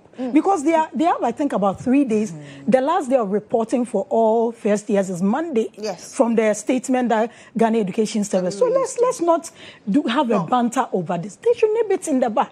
No. I agree that it should be nipped in the bud. But to be fair, this statement came out this morning. Yes. Am I right? Yes, this is because as of October. yesterday, we didn't have this statement from the Ministry of Education. Some of these reports only came in yesterday. It's only yesterday I found out that some institutions were charging PTA dues. Now, look, the importance of the PTA cannot be underestimated. It is impossible to separate parents from the well-being of their children. Even if they've gone to leave the children in school, it doesn't mean that you completely cut them off from decisions made regarding their children until whenever or how many months. It is a collaboration between parents and teachers. Now, that collaboration does not involve dues. And the ministry has made it clear it is unauthorized. The ministry has not told anyone or agreed or authorized anyone to go and charge any fees from any parents. Unfortunately, there are some unscrupulous elements in the system that cannot be blamed on government, right? They have decided to charge these fees for whatever reason or whatever decision they came to. Since right? you say they are unscrupulous persons, I want to get the particular name of that school. This caller is back on. Right. Hi, Mr. Watting. Thank you very much for calling again. Yes, madam, on the line. Okay. You were telling like me that this school is at Agunan Kwanta in the Hunter District. Abura Technical Institute. Akura Technical. Abura. A-B-U-R-A. Technical Institute. Abra. Okay. Yes. Okay. They collected 300 Ghana cedis from my ward. Okay. They say if he doesn't pay, they will not admit him. So who told you that if your ward or if you don't pay, they will not admit your ward? Who told you? Was it teachers? Was there a specific executive? Because per the statement from the Ghana Education Service, the only people who are mandated to take these dues is the PTA executive. So who told you? Or you didn't ask questions? We didn't ask. Okay. But they collected the one who received X. Okay. So the one who received you means that person is probably a teacher or somebody who works in the school. Somebody who works in the school is a teacher. I don't know whether he's a teacher, but he works in the school. Okay. Were you given a receipt for this 300 cedis? No. That's exactly how you know that this is going into someone's pocket. Okay. Because so it is he told official. us that there's a PTA dues, 300 Ghana. If he doesn't pay, they will not award your. Inspectorate. Okay. You ask them. You can call the school. If they deny, I'll come to your station there. And your ward is a first year student. He's a first year student. Okay. All right. And do you know if you are the only person who was charged PTA dues or all the parents who came were also charged this dues? They were taking everybody. Okay. And everybody, did they take 300 or they had to vary? Yes, to 300. Okay. They were taking 300. 300 across each the board. Ward, yes. Okay. All right. Mr. Watting, thank you. I'm sure that my producers will reach out to you subsequently on other belts. When it comes to PTAs, you see, it's fantastic that parents have to be involved in them. But there are some parents that even have to end up finding people within the area because of a distance to where their ward school is. Some parents, for the 3 years that their children are there, hardly even find the time to go there. But if you look at the report cards of it, there's always a comment by teacher and there's always a comment by. There have been instances where schools call parents to come in when some of the behavior of their children is being done. We need to consider all these things. But just making a big announcement that PTA is back, just telling me that, look, they are charging illegal fees, doesn't cut it. We are sitting. The gentleman has just given a name of a school. all the receipts that we've seen on social media with various amounts have been going on. This statement that GS has put back shouldn't even be a reference to whether it's being dealt with or not. What has been done in the last 24 hours to clamp down on these illegal charges, if it is? How are we knowing that? And like I said, fantastic, decentralized, district level. So it's easy for the district to know who are approved or not approved. So why should it just be limited to a statement from Ghana Education Service? When we have Ghana Education Service and Ghana Health Service are one of the few governmental institutions that you can find at the lowest level with staff. What are they doing in the district so that parents don't need to go through this just because they want their children to further their education? That is what we are talking about. If it's illegal, it's illegal. Whoever is dealing with it, let them face it. We can't continue like this. Okay, let's touch on 24-hour economy policy. The minority leader is questioning why there's a delay in its implementation. Is there a delay in the implementation of the policy after establishment of a secretariat? Before I touch on that, I'd just like to finalize on the computerized PTA, and then PTA. Yeah. I think that, if you're being charged, the ministry has come out, and I'm glad that this morning we have a statement from the ministry, so it affirms the fact that this is unauthorized and should not even be happening. If it's happening, and I'm glad he also said there was no receipt, so obviously this is not going to government or it's probably not even going to the school. Someone is just trying to enrich themselves. So please, if you're being charged, let the school know. Ministry of Education said it is unauthorized. You are not required, it's not mandatory. And if they insist, please report it. District and I think directors, parents should regional insist directors on receipts so that there's evidence to the claims. Yeah, but they are refusing to give them receipts. There's no need right? to even start to even get to a point of asking for receipts. Yeah, and because there are no receipts, it's just you against them, right? Yes. You can say they charge you, they'll say they didn't charge you. Exactly. And he doesn't even know the name of the person he paid to. They are trying to ensure that there's no paper trail, nothing to hold them to it. So please report them. This is not right. Moving on, where the 24-hour economy is concerned, I think that the minority leader, he says is what? There's been... there's a lag when it comes to implementation. How does he know that? How did he arrive at the conclusion that there's a lag in the implementation of the 24-hour economy? I think it also shows that he hasn't fully understood the policy. Okay. Where the 24-hour economy is concerned, there's a lot that's going into the policy before the physical implementation. Policy implementation is a process. You don't just come out. That was what was done with free SHS, and we had so many issues because it was forced out immediately. 24-hour economy presently is at a foundational stage. There's a lot going on in the background. Laurette is laughing, but that is the truth. The facts are sacred, right? There's a lot being done. The foundation for the policy is being laid so that the time that you start seeing the physical, it doesn't mean that nothing has been done. Before you start seeing the physical results of it, a lot of work has gone into laying a robust foundation such that when we come out, it hits the ground running. As you and I are speaking, there's been 285,000 hectares of land within the Volta Economic Corridor, which has already been acquired. This is something that you will not see. And you say 24-hour economy has not started, but it's already started. Okay. The Secretariat hasn't come out to tell the minority leader that they have acquired this amount of land, right? But they have. If you go to Akusi, where there's going to be a pharmaceutical industrial park, they've already acquired over 280 acres of land for that industrial pharmaceutical park. And that's going to be with a lot of industry, production and improvement of pharmaceuticals. And the people of Akuse are aware of these activities that are going on. So I think that there might be some lack of awareness of the effort that is going on. And so he has concluded that 24-hour economy is delaying.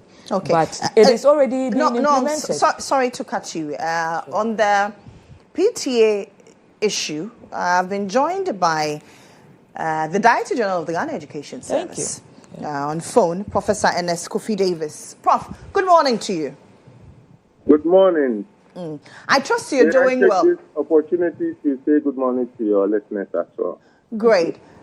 I'm sure that a number of issues came to your attention before the release of the statement this morning on the caution of schools against unauthorized PTA levies. Please, let's set the record straight. Is the charging of PTA levies illegal? So, the fact is, no school has been authorized to collect any PTA or development levy without prior approval. The guidelines are clear. For basic schools, such approvals must be granted by the District Education Oversight Committee through the Director of Education. And for the second cycle, the Regional Director of Education. So the fact is, even if such approval is given, payment remains strictly voluntary. Let's know that. It's voluntary.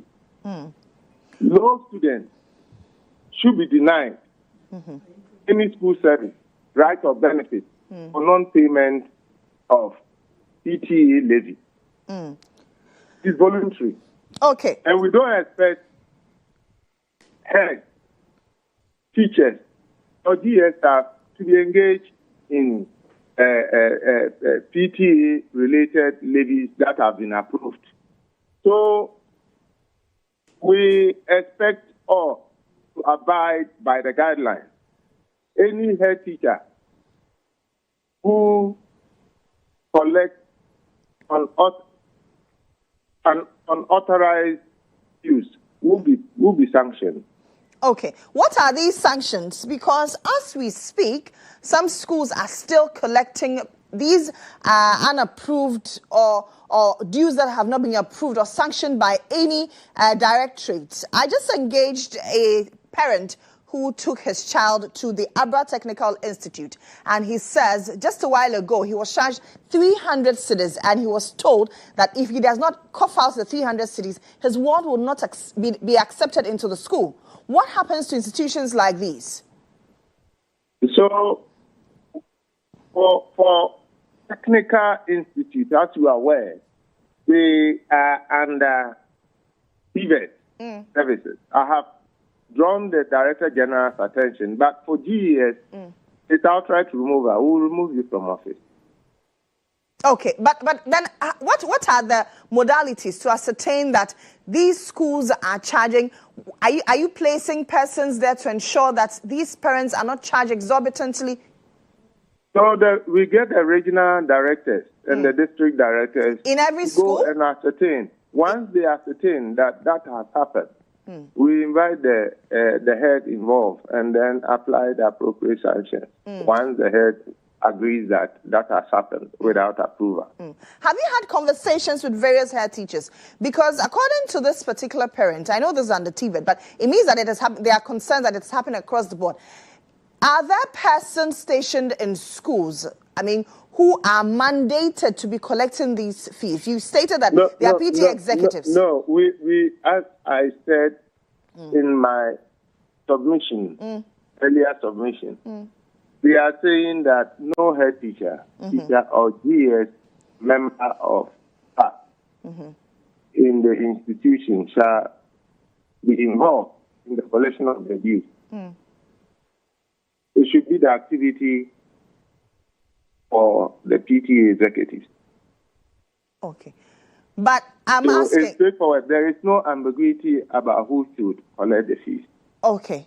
But I'm asking, has there been an engagement with various heads to let these parents know when they're coming that this is a PTA executive. If you want to pay, since you say it's not mandatory, if you want to pay your dues, go to this person. Because there are people receiving these students and parents when they're coming. How are parents able to tell that this is not a GES person and so I'm not supposed to pay this X amount or that amount?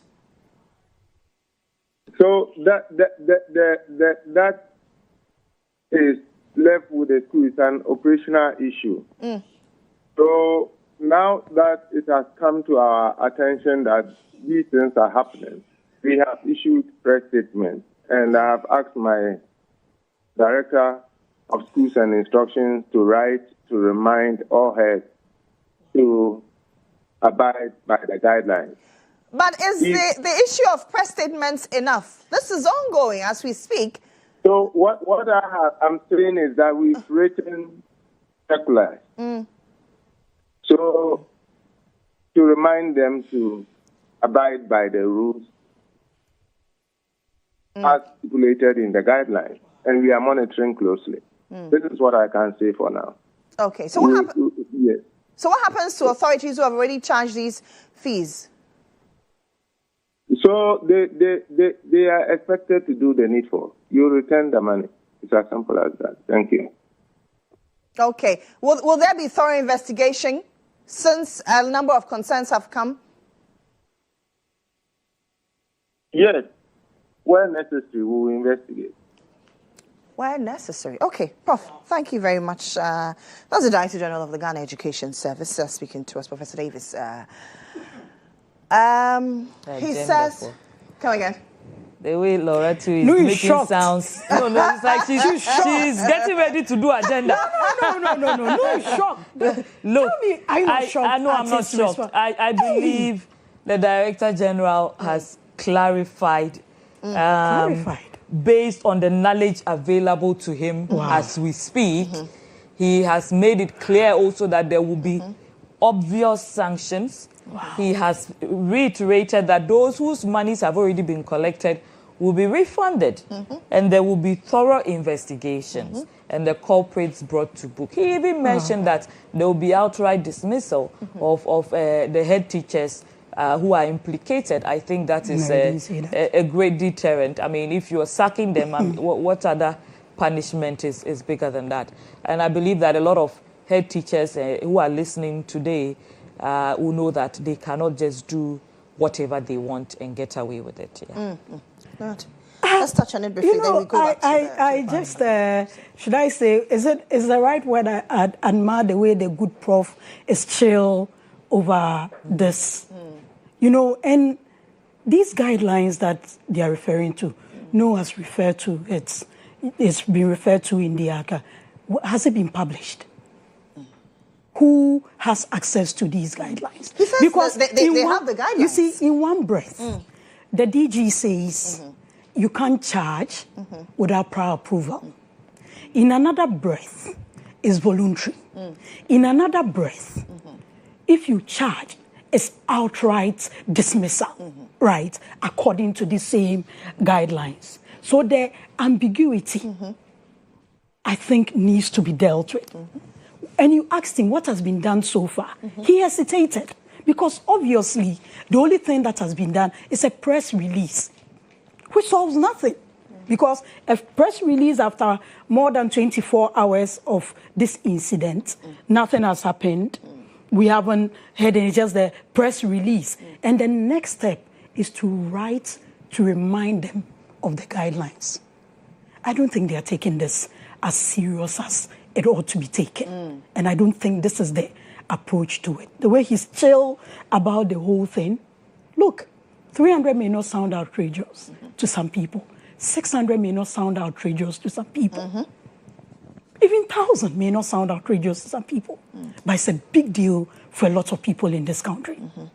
And the urgency and importance the Ghana Education Service attaches to this, the better for us. You don't expect. And you asked him a question that he didn't answer. Do they have, after all these reportage, do they have people there ensuring that this shouldn't happen. He didn't answer. But they have staff all over. What is the urgency to this? Now they have to do the needful, return the money. How? Who is going to ensure that? How was the money taken? Who is going to bear all the cost of refunding this money? Is it going to be taken out from their fees? Prior, it's supposed to be free SHS. So I think the DG needs to come again. Okay, now you're talking about the 24-hour economy policy. And yes. I cut you there. Yeah. As I explained earlier, before you see policy implementation, there is a stage where you are laying the framework for the policy to stand upon, right? There has to be a foundation. And that is the stage at which the 24-hour economy is at. It's at a foundational stage where there's a robust framework being laid. And I've given you examples of some of the things that are being done, right? I can guarantee that by first quarter of 2026, you will see a very robust transportation system on the Volta Lake, where water transport will be well developed enough to help with carrying goods and services back and forth. So there's a lot of work that is going into the 24-hour economy. Bear in mind that this is a process that is expected to arrive at a certain destination. Our economy, as we have it, is challenged in different ways. The goal of the 24-hour economy is to move that economy into from all these fragmented, consumption-based economy that we have into a system where there is improvement in production, there's acceleration, optimal use of resources, and a seamless network that will improve export and create jobs. I am curious, where is our source of funding? Is it the state? Is it the private sector? Is it foreign financing? I think that the funding is coming from various areas. One of the things I even failed to mention is that we've had about 6 banks presently approved to be part of it. They are going to be some of the lenders in the system, right? There's DBG, GCB, First National Bank, EcoBank. All these banks have already been approved as we speak to be part of the policy. A lot of these banks are going to be partners in lending to entrepreneurs who qualify for the system, right? So give it time, you will see a lot of the fruits of the 24-hour economy. Loretta, let me take your first and I can go. Lily, it's quite interesting. How? I like the way Nu is just picking her words carefully, one like cooked long grain rice. A couple of months here, we're talking about 133, right? It's like it was a done deal. But if you ask me, look, anything that is supposed to provide jobs, especially for the youth of this country, with my background and where I come from, when youth unemployment is ranging within the 60% and 70% bracket, any intervention that has to bring some respite to this youth is a laudable idea and must be supported without any conditions. But when you have a political party then, now in government, making it seem as if everything that the previous government was done must be thrown out. This is what happens. Even if... is that what it seems? Even or that is what it brings to appears question, on ground? It brings to question. These were the people that were lamenting about sloganeering. But they came out with 133. Today, implement it. Talking about it's a process, it's at what, foundational. Even if they conceived it in January, it should have been delivered by now, shouldn't it? And the member of parliament has their policy or whatever legislation. You remember there was an advice during when they were running with it, 24-hour economy, as if it was just a candy in a jar that you could take and give a child. At a point, they even said, oh, it's not compulsory. When we were pushed to the wall, I said, it's not compulsory. Look, the day that I realized that this 24-hour economy, or 133 by the NDC, was the biggest scam that has ever happened to this country, was when they decided to do away with 1D, 1F. Because if you meant well, one of the key things are factories or industries. But it was one of the first things they did away with. No president, no government comes into power with its own money. It's the people's money. But when you come, and because of the promises you made, because of the slogans you threw at the people of Ghana, because of the propaganda you threw at the people of Ghana, you come and make nonsense of the old age adage that government is a continuum. And one of the key things that can be the foundation of this 24-hour economy, you do away with it, then you're scamming the people. Today we are talking about it's a process. I pray it works, because at the end of the day, the youth of this country or the people of this country will benefit from. But you just don't promise 24-hour in a vacuum like they did, and now grappling with it. Look, apart from everything, let's even talk about the last shift. Okay. It involves security. It involves energy. You remember, was it their chairman that said there will even be rational electricity or something to that end? That certain people will not be working at a certain time, electricity for, I think, what? I've forgotten that time, but they gave some very, we even heard a bit about watch and all those things, right? So this is what happens when you want to make nonsense of what your predecessors have had, but want to do something that virtually extend what is being done already. We saw it in this country. We saw how President Kufuor implemented LEAP. We saw how NHIS came. We saw how school feeding came. President Akufo-Addo came. His main flagship, was free SHS. Yes, every new thing comes with its challenges, but today we are here. 2024, the issues we are hearing today, we didn't hear. And I read one of these champions in education, is it Education Watch? Kofi Asai, talking about they looking at how 2024 placement was done, not necessarily doing away with it. That is how it should be, right? But they threw caution to the wind, bastardized advice that we're giving, have thrown government as a continuum to the wind, and want to start a whole new thing. And their projections are in 2034 and all. That's not what they promised the people of Ghana. The earlier they call a proper consultative meeting, a proper stakeholder meeting, and look at this holistically, and let us legislate it so that it inures to the betterment of this country, the better for them. But the way they are going about it, you asked about funding. Nobody answer. Who is funding it? This is obviously a serious collaboration. She gave. I even mentioned some of the banks. This is obviously a serious collaboration between private sector and the government. And the earlier, but that's what she mentioned. The earlier, please, just having six banks. We've had. She told me it's PPP. We have what? If we are talking about, that's why we're pushing industrialization. There's after. There's Exim Bank and all those things. All those things were introduced to boost up whatever productions these industries were. But you come and wipe it up and I'll say what? You are creating parks and all that. Come on. Let's take the people of Ghana serious. The earlier they call a proper consultative meeting, a proper stakeholder meeting in the interest of this country, the better for all of us. Nobody comes to sit here. I don't leave my house to come and sit here and say that a sitting government should fail.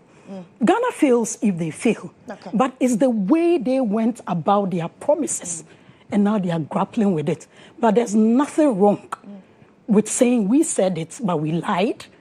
Let's have a proper consultative. Because if a minority leader is asking these questions about an obvious policy that they may have to go through and legislate, how much more a common citizen like me? So the earlier they take advice and properly call a consultative meeting, a proper stakeholder meeting, and have a proper financing framework for this promise of theirs. They're better for all of us. Okay, let me. I see you are we running out of time? No. Or something? I need to take a break. Oh, right. Yeah. Okay. Fine, when we come back. No, I have one more topic that we'll deal with. And we'll do a few rebuttals on this one. Okay. But for those of you who are not placed on CSSPS and want to do self-placement, St. Andrew's School, group of schools are all part of the free SHS program this year. So there are new names on the new placement platform. For St. Andrew SHS in Asingfosu, on the platform is called St. Richard's SHS in Asingfosu. For the school in Mankisim, it is now St. Luke Senior High School. In Dunkwano Fing, it is now Mount Hebron College. In Shammai, it is now Golden Gate Senior High School. In New Edubiase, it is now Lighthouse Senior High School. In Sehui Asawenso, it is now called the St. Benedict Senior High School. Now, the public is hereby notified to find the new names on the self-placement list and choose the schools accordingly. Mind you, they have boarding facilities available. You can call St. Andrew Group of Schools on 0244 696911, 0244 696911, or 0207 891004. 0207891004. Now, for those of you who are suffering from stroke, heart diseases, I bring you good news. The Roman Ridge Traditional Chinese Clinic is providing effective treatment and management of these conditions I mentioned: stroke, heart diseases, diabetes, spine, liver, and kidney problems. They are located opposite the Indian High Commission at Roman Ridge. You can reach them on 0546 450 672. Again, it's 0546 450 672 or 055 121 862. 0556 121 862. They work from Monday through till Friday from 8 a.m. to 5 p.m. and on weekends, Saturdays, Sundays, 8 a.m. to 2 p.m. Now, let me tell you about the MTN Free Extra After One. For those of you who love MTN Free After One, I prepare for the upgraded experience. That's extra 1 minute. Now, let me tell you what you get. You can talk for 1 whole hour uninterrupted while paying for only the first minute of every 10 minutes that you talk, which means for every 10 minutes you talk within the hour, you only pay for the first minute. Don't pay now per day. You like what you hear? Well, it's not enough. You also get free 50 megawatts of free data after your first call every day. So every single day, you get free megawatts, 50 megawatts of free data. You subscribe to this by just dialing *550#, *550#, and then follow the prompts. And then you can get your MTN Free After One Extra. My name is Lily Mohammed. I return after this break.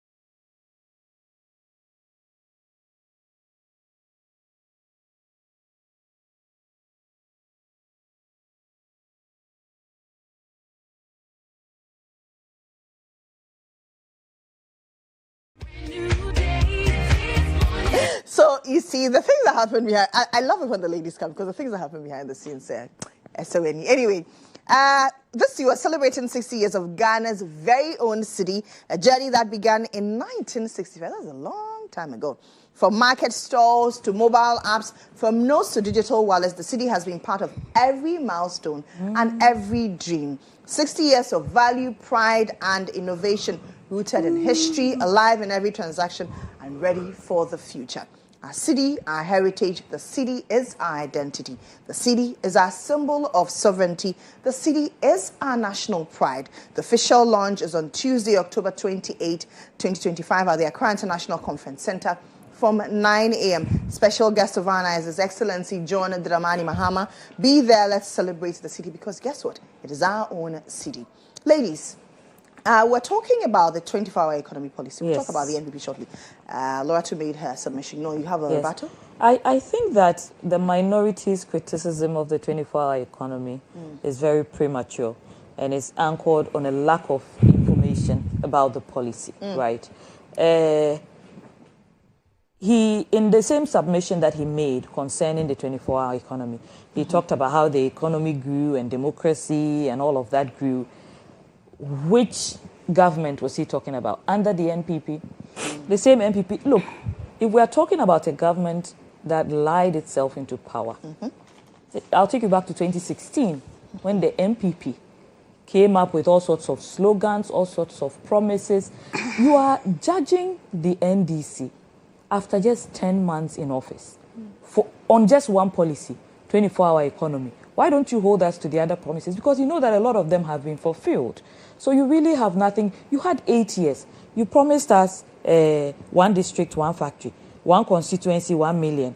Even NAPCO recruits, some of them are still owed till today. A lot of them are home. They never got paid their monies, right? And you had 8 years to implement all these things. You had a time frame within which to complete these things, and you didn't. You failed woefully. Look, the city depreciated over 300% under your government. Inflation, I don't even want to touch on. We all know what inflation was, over 51% at a point. This country was choking with debt when the NPP left, to the extent that we had been relegated to junk status. The NDC came, the facts are sacred. Today, we have our ratings have been improved. So I don't think that after you told us that you took us to the IMF and all those things, you have the moral foundation to criticize the NDC about not showing working with what? Just 24-hour economy. That's even your own presidential candidate said, if I do everything now, what will I do? So it's just, if you have an issue with just one policy, and I'm telling you that the foundation for the policy is being laid, I think that we should, give government a bit of time. The NPP is very good with gaslighting. They do something wrong, and then they turn around to make you feel bad for demanding accountability. Someone else is bringing you a better deal. The NDC is bringing you a better deal, and they have an issue with it. If it was if the NPP was a husband, they would be a gaslighting narcissist. You know exactly what.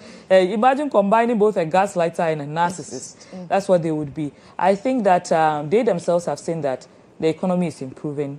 Ghanaians are happy under the NDC, and so they are trying as much as possible to come up with all sorts of propaganda that will not wash.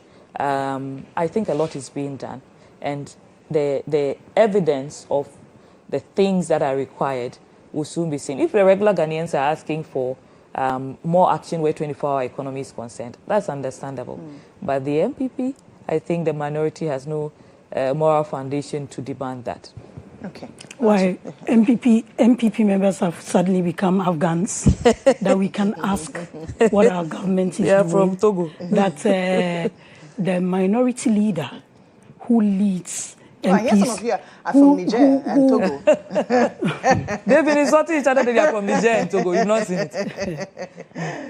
Look, we are Ghanaians. This kind of machemebo kind of rebuttal, I don't think it augurs well for any government. Look, if we want to talk about promises that were not able, that governments were not implemented, when we start from late President Rawlings' time, we can come. If we even go fast forward to JM Chapter 1, one-time premium, 200 e-blocks. So these are not issues we want to go back to. Nana Addo Dankwa Akufo-Addo's administration left this country at a certain level. In your propaganda, in your lies, in your promises, you made it seem like we've done nothing. For the purposes of the argument, let's assume Nana Akufo-Addo's administration didn't do anything in 8 years, which is obviously not a fact. Okay. I mean, not long ago, we spoke about free SHS, right? We talk about CSSP, that was President Kufuor's time. So we sat here, we listened to the Director General, we saw how chill he was and how unbothered he seemed. We are talking about a flagship that you promised, which should alleviate the things that you kicked against. No, he's talking about promises that they fulfilled. She couldn't even mention one. At least if for nothing at all, we had 133. And now you are saying the minority leader who is leading a group of people's representatives don't have information, then your government has failed.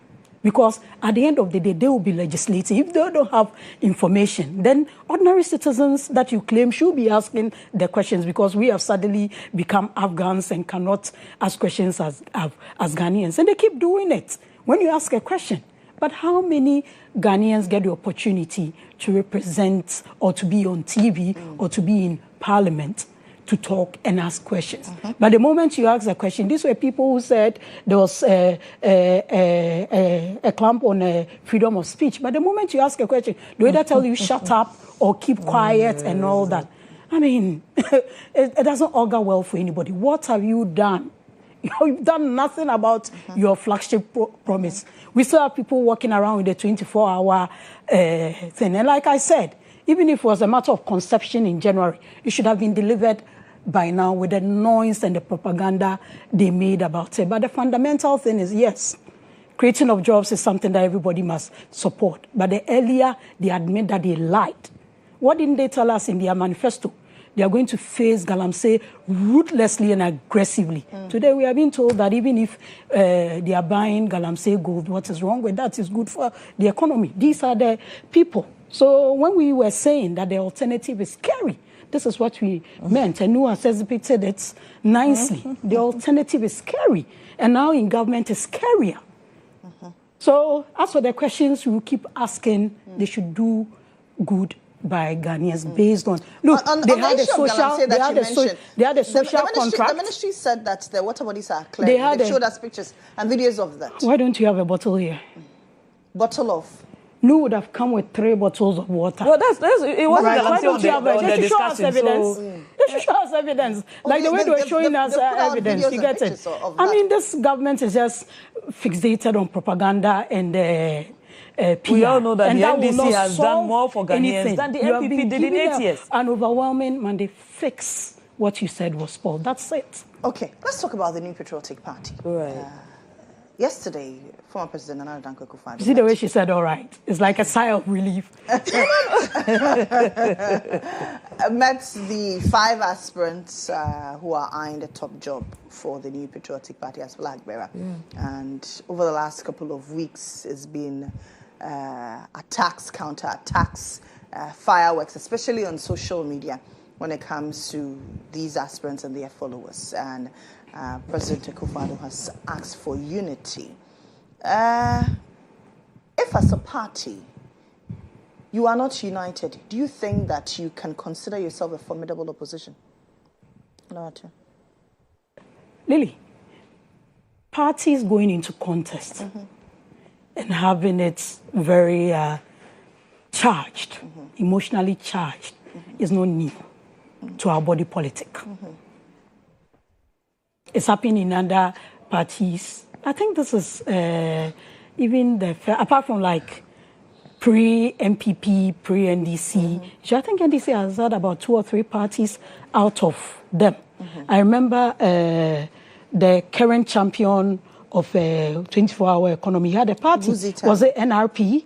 You had Dr. Obeda Samoa and his group. Then you had the founder's wife. So 3 parties. NDC didn't break. In government now. I mean, the passion to lead comes with some of these things.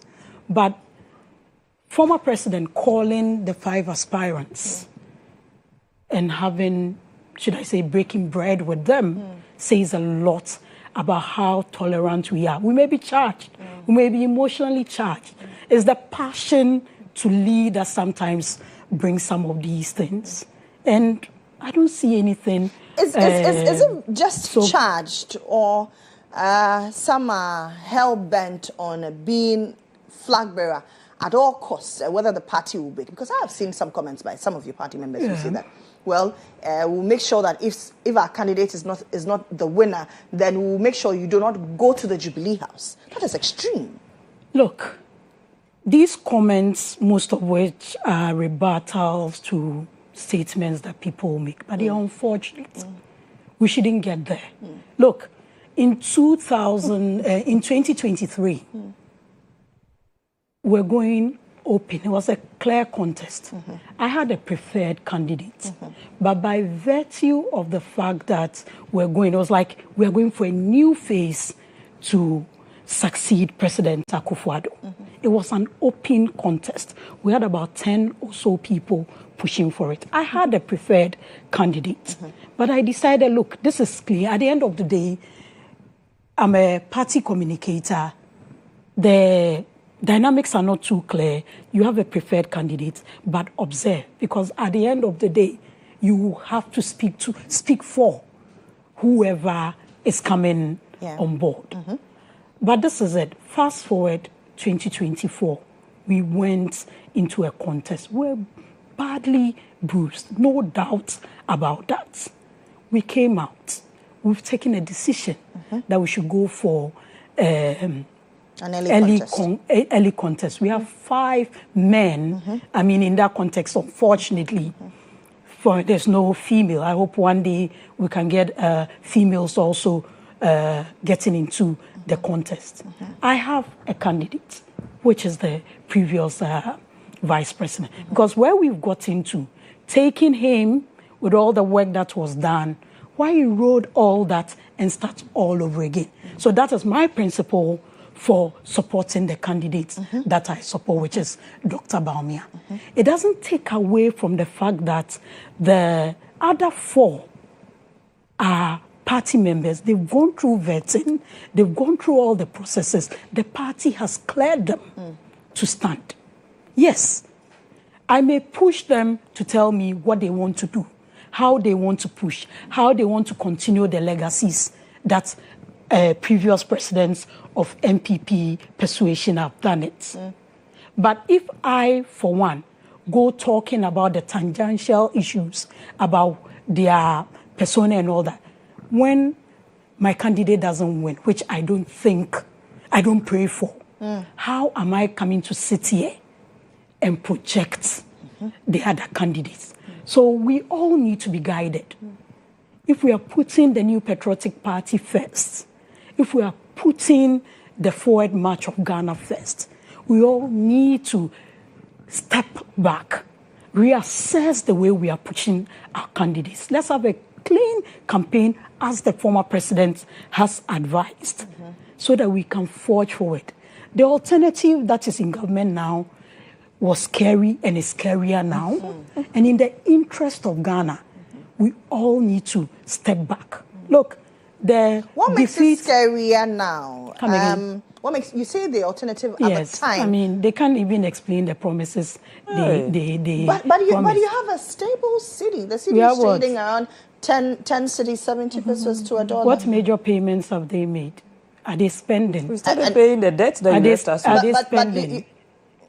Are they spending? What major payments have they made? Look, when Nu was talking about IMF and all that, I remember between 2017 and we said worse. We even said we were going to be in opposition for 32 years, and we said a lot. Look, at the beginning, although we took the economy from IMF, from them. We took us out of IMF. CD was doing well, inflation was doing well, everything was doing well.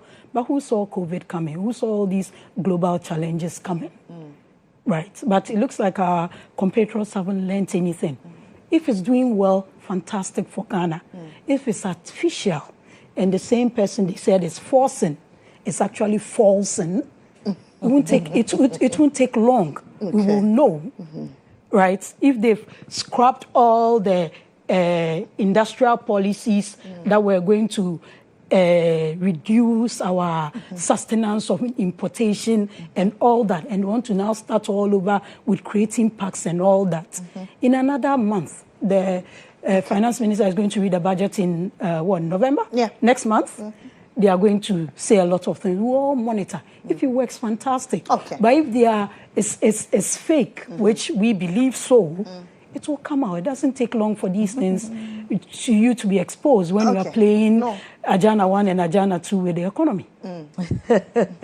I thought by now they would have moved away from this Ajana 1, Ajana 2 thing. When the so-called Ajana 1 and 2 research findings continue to reflect on the ground. Have you seen his latest poll? In fact, when he did a poll that favored your candidates, you know, he favored your candidates, you were very happy about it. Quote me anywhere that I went against this poll. So I'm a researcher. Well, you are not the only person in NDC. I don't bastardize polls. Okay. There are a lot of people in the MPP who criticized him. To me today. No. I am referring to the MPP. You are just representing them. Exactly. It doesn't mean it has to be things that you said, right? It's as far as it came from the MPP, we have to deal with that, right?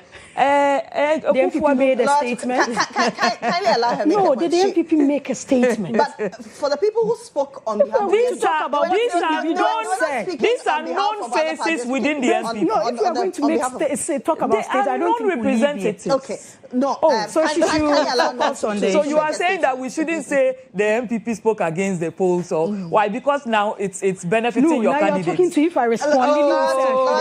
Please allow her. No, please make a submission. Look, I think that calling these candidates to, we've seen that their campaign so far has been very acidic. It's imperative for anyone to call them together and say, take it easy. I am hoping that once they choose their candidate, we can have some sanity in the system, because we've all seen their unhealthy, very toxic banter on social media. Sometimes it's even shocking to me. But when I remember how they insult the NDC, I'm not surprised. Now they are doing it to each other, right?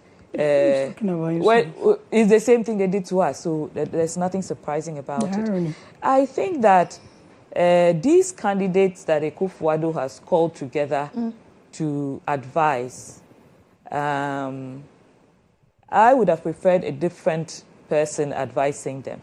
Why? It would be easier for them to listen, because the kind of actions they have put up so far, my good friend Kwame Pienim, an MPP member, said that if they don't take care, they'll become irrelevant in Ghana's politics because of the way they continue to conduct themselves. Akufo-Addo's governance is one of the hurdles every NPP candidate has to overcome in order to convince Ghanaians that they are worthy. Akufo-Addo's governance left this country in junk status. Looted this country so much that they looted even pension funds. Their governance was so bad that they disenfranchised people. They disenfranchised Sal. Under a good performing jurisdiction, people need to answer for those kind of things. Their governance was so bad that their former Minister for Finance refuses to come back to his beautiful country, Ghana.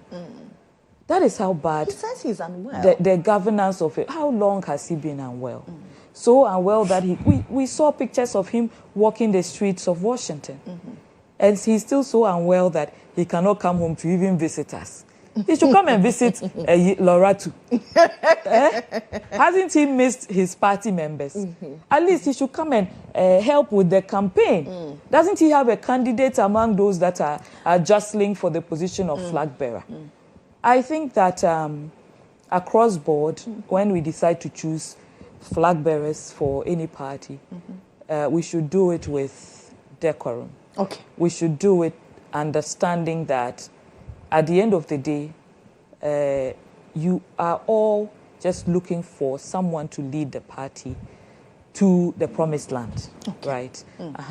But I maintain that no matter who wins this candidacy, this race to become flag bearer in the MPP, the governance of Akufo-Addo remains a hurdle that they must overcome.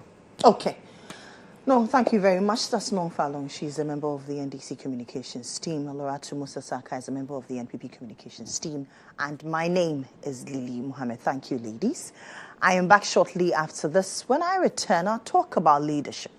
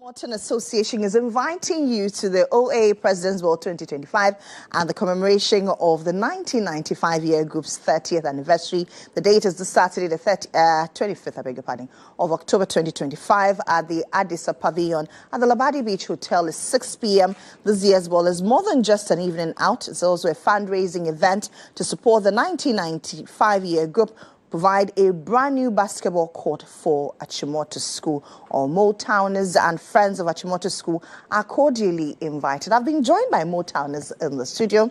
I've been joined by Francisca Amatekbo. She's with the OA 95 and she's the president. Dr. Nana Ibaskoble, she's a member of the 95-year group, and Nana Kunedu Boateng is the event planning chair. Good morning, beautiful ladies. Good morning. How are you doing? Very well. What's your motto? Black and white may be one, but then in the Latin it is ut omum saint. Yes. Ut omum saint. That black and white may be one. So like on the key, we have the black and white key. Oh, so yes. That, because Motown, as we call it, you can see that most of the founders were white. So we had that mix. So it is to say that the togetherness, unity in diversity. So that's where it's coming from. Your theme for the celebration of this 30th anniversary is back to our roots. Why back to our roots? Why are you going back to the roots if you left there 30 years ago? Let me start with you. Sure, thank you. And thanks for your listeners having us. So back to our roots basically means that we're going back to the school to give the school what the school gave us. The school gave us confidence. The school gave us service. The school gave us discipline. And the school gave us intelligence. So we're going back to our roots to give to the school and the student what we acquired. That is why we chose the topic, back to our roots, to give back to society, the Achimota community, what they gave us when we were back in school. This celebration is hinged on the President's Ball. What is the purpose of the President's Ball?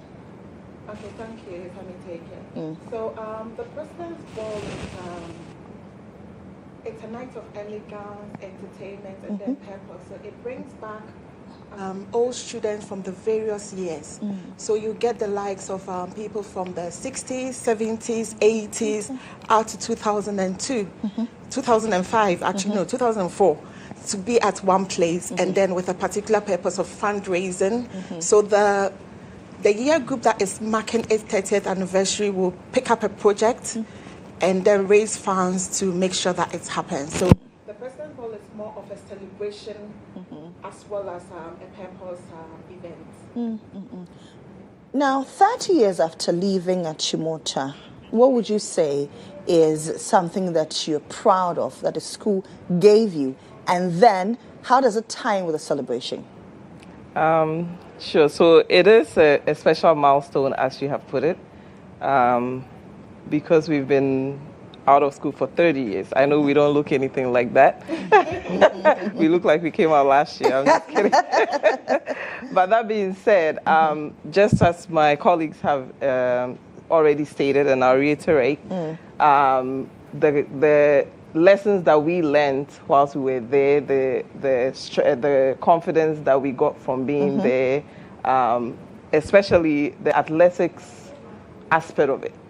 And that is why we have chosen, so the school actually, as a milestone, the association, we have an old student association, so the association tasked us to have a legacy project. So out of a list of projects, we have to choose one to do, and we, the 1995, we chose to build a basketball court which we are dedicating to the girls. In fact, it's a multi-purpose court, so we are going to have any game that fits within the dimensions of a basketball there. Now, how it ties... Are you targeting the girls because your president is a woman? Well, that could be part of it, but not necessarily. As I said, we are just dedicating it to the girls to help the girls to have that that positive competitive ability and the sportsmanship, and for them to be more into that rather than making them think that it's boys that needs to have games. When I was there, I was a sprinter. I learned my first lessons in swimming was from Achimota. Back then, we did have a basketball court. They still have one. So not in a good shape. Exactly. So now we are doing that, but we're just dedicating it to the girls to help them also build their confidence. So how it ties into the ball is that the ball, which is, like we said, a premium event, happens annually, and it's a fundraiser event. So again, the funds that we are raising towards the court is the reason for the event. Apart from the fact that we are going to be there to have fun, to reconnect with, as we said, it's across all Accra. So 1960 all the way to last year. As soon as you graduate, you become an Accra. So basically, that's how it ties in there. So this is not tailored to the your year group. No, not at all. So every Accra is invited. So the president's ball is not my ball. It's actually the president of the entire association. So you have a president for every year group, and then you have a overall. So that's a super president. Yes. So the super president, who is Accra GHOne, is his ball. So anyone who is out 30 years organizes the ball. So we have the opportunity this year, being at 30 years out of school, to organize the ball. Next year, 96, we'll be organizing the ball. So that's how it goes every year. Now, walk us through a series of events for the 30th anniversary beyond the donation of a basketball court. So great. A build-up to Saturday's event, which is the main President's Ball. On Friday, we have a Motown mixer. So we're having it at 355 Laboni. So we are inviting the general public to come there. So what's a Motown mixer? Well, it's sort of hangouts, mix with people, have a drink, probably some finger foods here and there. And basically to just get reconnected and then make some friends as well. So even if you're not a Motowner, you can come over and just make some new friends. So that is what we have on the Saturday. So on the main event, on Friday. So on the main events, which is Saturday at Adisa Pavilion, Labadi Beach, 6 o'clock, we have a cocktail session as well, where you can actually come there, network with other Accras, even if you're not Accra. Well, one of my friends just said to me that a couple of years ago when she came to the President's Ball, she actually met a business partner. So it's actually good for you to come over, network, and you might never know, you meet your potential business partner over there. Then you get to the potential partner. Well, period. So then at the main hall, which is where we're going to have the ball, we have the likes of Sina Soul, who'll be giving us good music, soulful music over great dinner. Who'll be giving us good music over great dinner. We also have the Black Lace Band. The Black Lace Band will cater for the older generation as well. And then we have DJ Varosky. So DJ Varosky is going to give us good party music throughout the night. So it's an event where we've actually catered for all the year groups and friends of Motown as well. How have other year groups participated in this 30th anniversary celebration, Doc? Their participation has been awesome. A lot of the older year groups have bought their tickets and they are ready to come to the President's Ball to support us. And every year group is eager to join in celebration of our 30 years anniversary and also to support us with our basketball courts. However, we still need more of them to come on board. So we're calling on all other year groups who haven't yet bought their tickets to come on board, purchase the tickets and come. Every Accra is important. Friends of Accra, family members of Accra, lovers of Accra. Every Accra. Haters of Accra. Haters of Accra. Admirers of Accra are all important. Come let's have fun, let's wine and dine, let's reconnect, and let's make business deals out of this. So we're calling on everybody who hasn't yet purchased the ticket to do so. But the participation has been awesome, but we need more of them to come on board. Yeah. You talk about reconnecting. After you've left the school 30 years ago, have you been able to go back, reconnect with especially current students?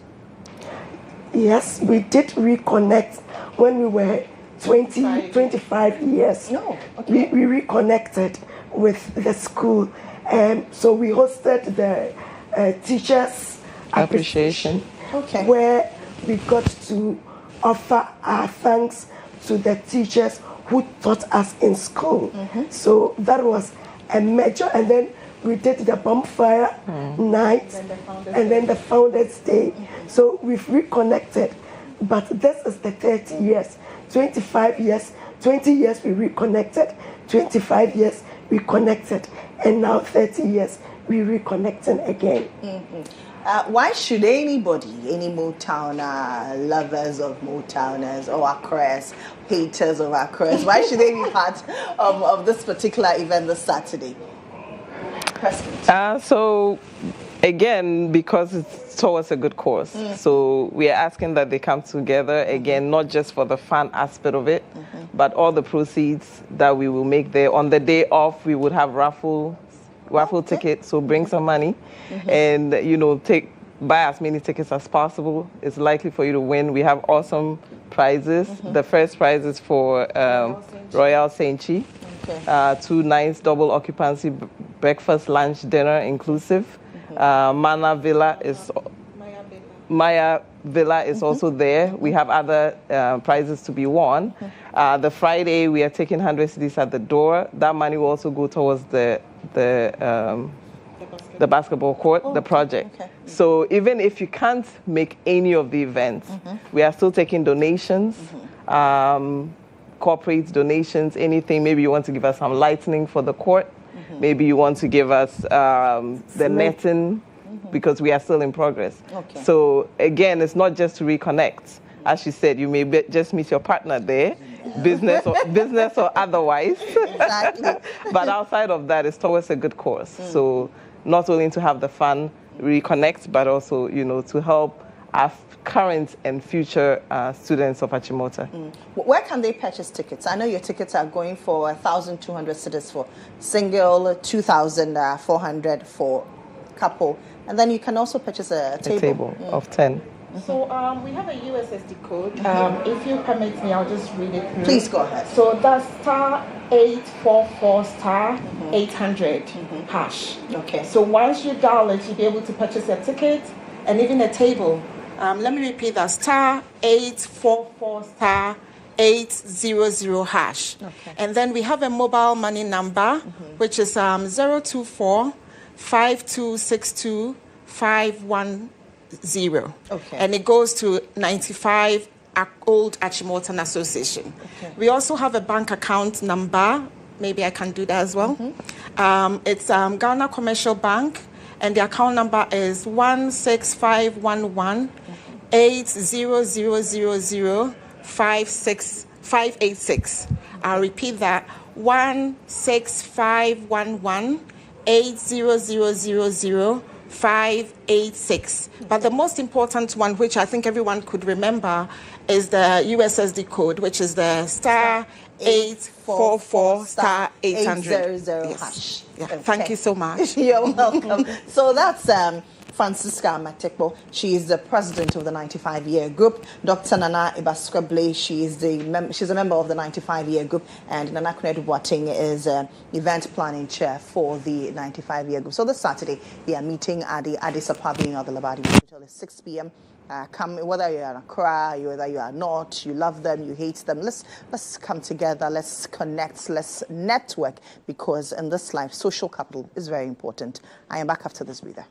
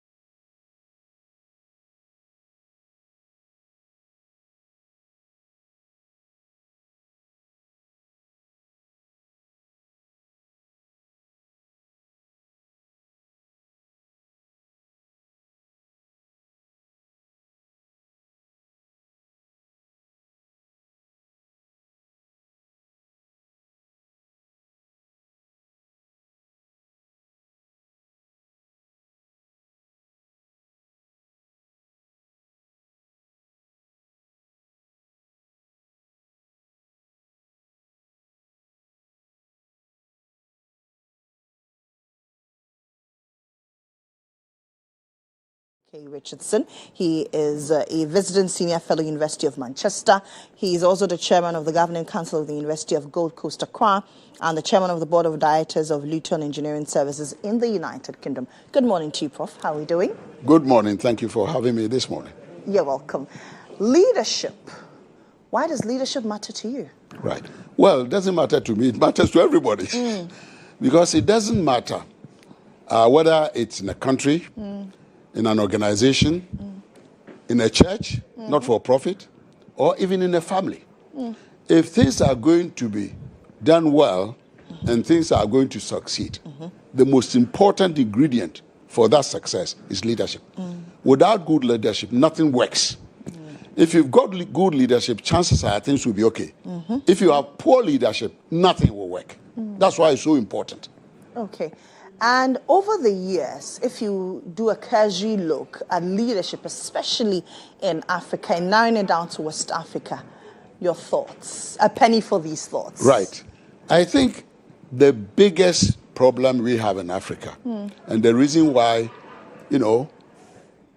other countries are doing well and we are not. Because if you look around the world, you can see that over the last 30, 40 years, most countries have improved, their economic, development, they've improved. Most countries have reduced poverty. Even those countries that we took independence with. Look at Malaysia. We took independence 6 months ahead of Malaysia. They are ways ahead. If you look at countries in Africa, you'll find that the reason why we haven't done very well is because leadership has been poor. That's the main reason. Because it is leadership that leads, to progress. And if it's not there or lacking or it's poor, forget about progress. Forget it. It won't be there. You have co-authored a book on mastering leadership.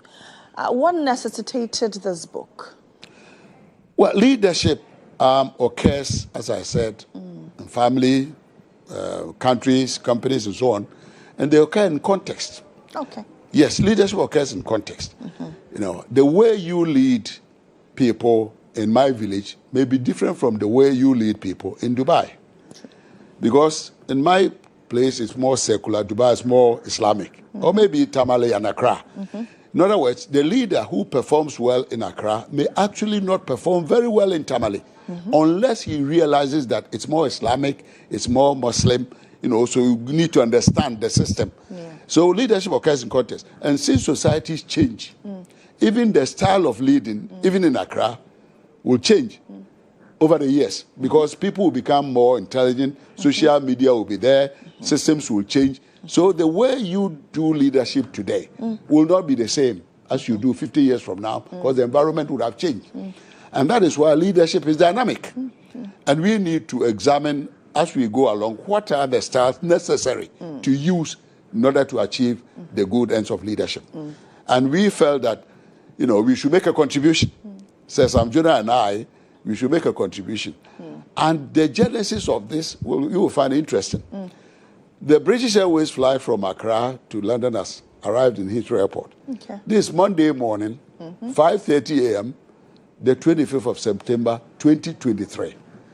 And we're getting out of the plane, and I bumped into Sir Sam Jonah. And we have known each other for many years. We were in secondary school together. He was many years my junior at Santa College.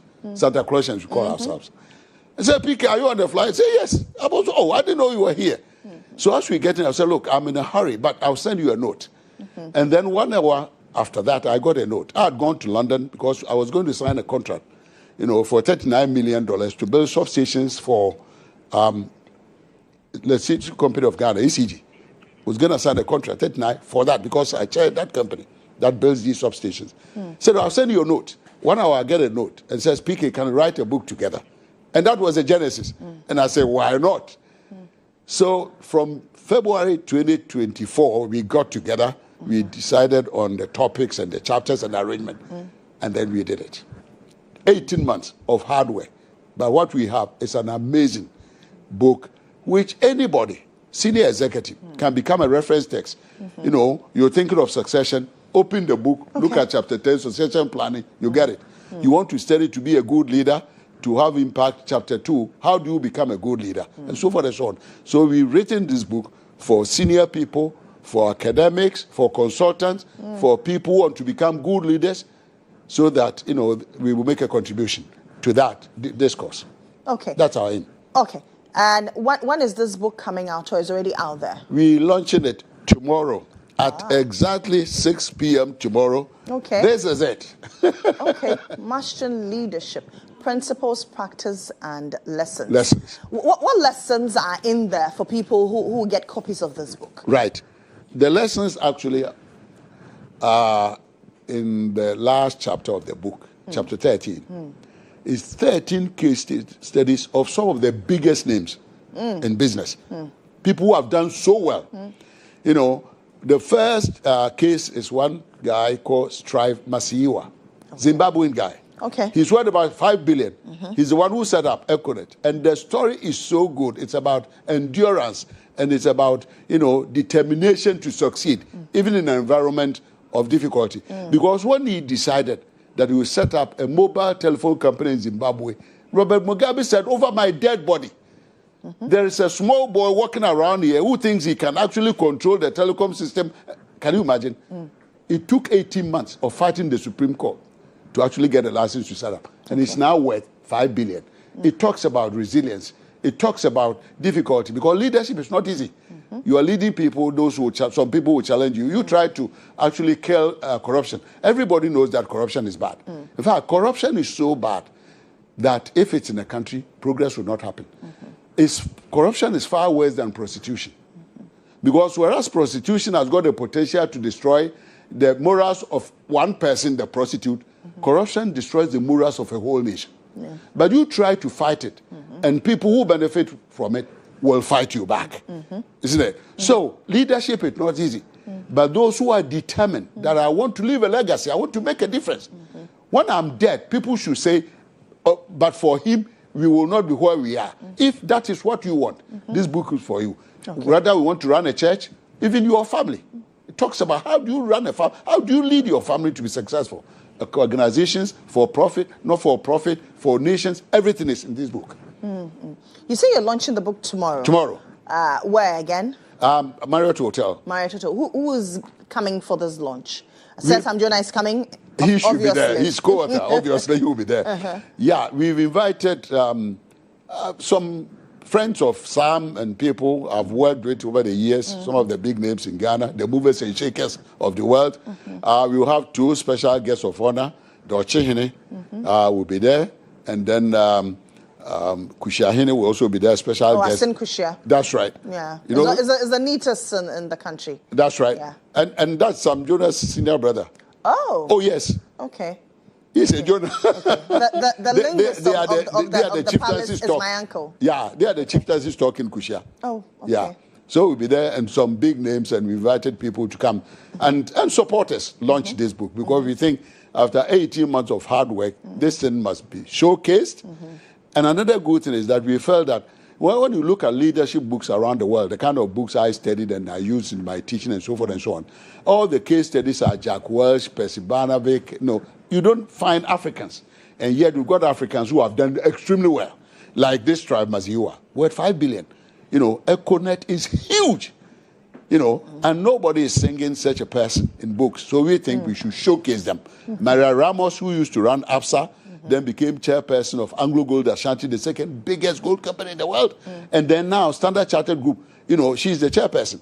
She's done extremely well. We should showcase her. Look at Patrick Ewua. Young man, finishes a master's degree, gets a first-class job with Microsoft, well-paying job, world is established for him. The future is set. He says, no, the educational system in Ghana is not very good. I'm going to stop this job. I'm going to pack it in. I'm going back to make a difference. Can you imagine? And start all afresh. Such a person should be showcased and highlighted. So he's in. You look at Salom Adadibo, young person, and he took MTN. And he worked damn hard and did so well that Vodafone tried as much as possible to get market share. It didn't succeed. Now it ran out of town. So these are the people we are showcasing. And people can learn from them. What are your thoughts on the reading culture in Ghana, especially the black man, where they say if you want to hide something, hide it in a book from the black man? It's very true. Some of my colleagues, even people I went to university with, my first degree is in engineering. Even my engineering colleagues, classmates, I've given them some of my. I wrote a leadership about 3 years ago. I gave them copies. If you ask how many of them have actually read the book, you'll be surprised. We don't want to read. And yet, everything is in books. Knowledge comes from books. If you want to design aeroplanes, it's all there on the net in books and so forth and so on. We don't love to read. You know, to the extent that somebody can say, if you want to hide a secret from a black person, put it in a book. That's a serious indictment of the way we behave. And you know what? The research indicates that the top CEOs of the world read about 50 books a year. They are always sharp. Warren Buffett said, I'm always reading, and therefore I have ideas. Anything you ask him, he has some view about it. Anything you put before him, challenge, he'll be able to put all what he has read together and give you an answer. We don't read. We need to encourage our people to read. Okay, so tomorrow at the Marriott Hotel, you're launching this book. And after the launch, where will it be available? We're going to announce all the bookstores, bookshops will have copies. Okay. GHOne and others, Kingdom Bookshop, all of them will be available. And we also have Amazon set up so that if anybody wants to order online, it will be there. Yeah. And will you have an ebook version? We're planning to do that in due course. But we think that, this thing should actually go out. I'll be prepared to subsidize it for people if they really want to read and get it. We work very hard, use all our experience. Some journalists established. I've trained people, senior people in leadership in more than 26 countries around the world, on 4 continents. I'm never in Manchester. I'm all over the world trying to share. And my Ghanaian counterparts should have the first taste of this book. Absolutely. So that's Professor P.K. Richardson. He is a visiting senior fellow, University of Manchester. He's also the chairman of the governing council of the University of Gold Coast here in Accra and the chairman of the board of directors of Luton Engineering Services in the United Kingdom. That should do it. Let me bring you a documentary.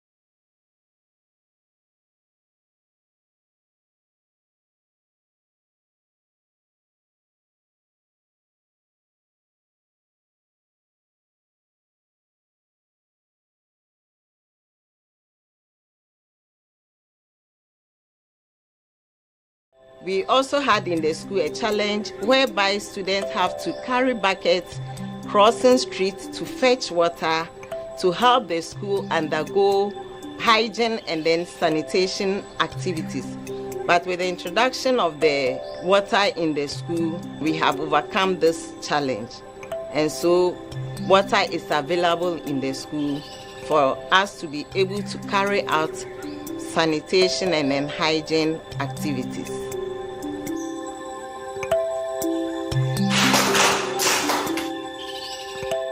Sawan fansu namba, yakwa kwa bucket, ni yako chinchina kopensu. Ebu onsu mpo yenya baby crampo yesansu, benyansu ni be free, they have a school. The success of this partnership is undeniable. The Watsan community has been able to construct 3 more boreholes on their own, a testament to their dedication and success. GHOne Foundation ede insuni che yensano ade ba kwa yaye ene se ye wo eku a ye friend Watsan committee a sa eku no ena nsu semni na ehye omonsa ha anti day in and day out no omo na omo hwe se nsu no omo hwe na omo hwe ni se na be ya dachi omo banso no menye bi omo so omo enya ho faso. There are certain airborne disease that comes out of water. People are no more complaining. Workers, when they close from work, they get enough water in their houses. Those going to farm, when they come from farm, they get enough water in their houses. So we cannot say that once water is life and they are getting water, then it has impacted massively in their lives.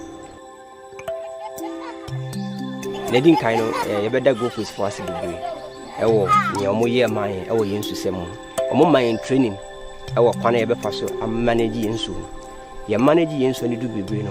Ye nyasika sa sika no yakopan do yensu de 2 miensa account man na 7. Nti no vice de be ma other communities ni say go for and I say different company bi krampo etu so mo or say omo etimi manage nsuo ni yi. Se na be ye omo kon rely owo company ni so. No more etimi manage omunsu because of say etimi atchoke so many success factors crampon omu betimi ko rely on so na yesu training and say mboa go face for the boy yen yesu etimi e dey aboa ho I manage the community na awona wa aboa mansu wa yenyansu wodiaba ifise se wan fensu namba enka school yijumedi bebrere nkodo yeda wana sepa. I will appreciate the GHOne Foundation. They have really been doing a lot, but I think that the introduction of water in the community has done a lot, since we all know that water is life. Without it, there is nothing that we can do. So we will say thank you very much to GHOne Ghana Foundation for making it possible for the community to have access to the water and even extending it to the school. And to the community, I would say that we should all learn to take advantage of this facility and then make sure that we maintain it so that we do not give much problem to the donors or the GHOne Foundation. If they should come again, then it should be something different that they are bringing. And so the culture of maintenance is very, very important for the community members. New Atiabo is rewriting the script of corporate social responsibility. The community is not just receiving benefits from Goldfields, but is turning its relationship with the company into a meaningful partnership. Through its own efforts, the community is able to provide adequate water for itself without depending on the state or on Goldfields Ghana. Because someone on the Sunni buy and yes, we are to me as so much. Yadia, Puntujuma be blind. Senema can say Sunni Boa, or Monshaso. Nasses cabin on Belly, your moon 2 swim, we cannot project in any baby. In Sunni, dear, Yamisianka, a poor community in Papa. Community near one. We have minus. Baby now, Mukujuma, bear 4 o'clock, sometimes 5. But because the water system has improved in the community. It's our time no crano. Almost sorry, they get access to water. which means a boama omojuma sema omoye no kone ni bebre because ebe ya say kwakọ battles na kwakọ say nsu na nsu ye de in ember ye maka che wa sanfo say adwuma na omoye no omonko so anye because omoye adwumaden pa anti omonko so omfo omonhyem na omonya ne di nyame so be shiro. We say my thank you to Go First Ghana Limited. We are most grateful. Among the 12-13 communities that are benefiting from Go First, to get a tied road, it will be Go First. School, anything that we can boast of in the community is provided by Go First. That's why we normally say Go First, Go First. We can't rely on any government, either present or past, to provide us anything. So it is a rare, it is a fact, and I cannot deny it. So that credit must be given to them. We can't lie. Goldfields Ghana Foundation, creating vast opportunities, building futures, one innovation at a time.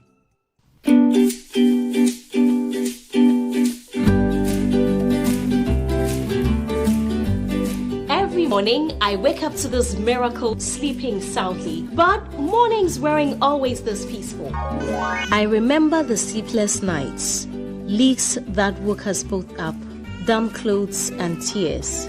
And all I wanted was for my baby to be dry and comfortable. Then I discovered Flora Kids baby diaper. Its maximum absorption keeps my little one dry all night, giving us peaceful, restful sleep. And the stretchy side tapes, they make sure it's comfy even when she's on the move. Thanks to Flora Kids baby diaper, our nights are calm and our mornings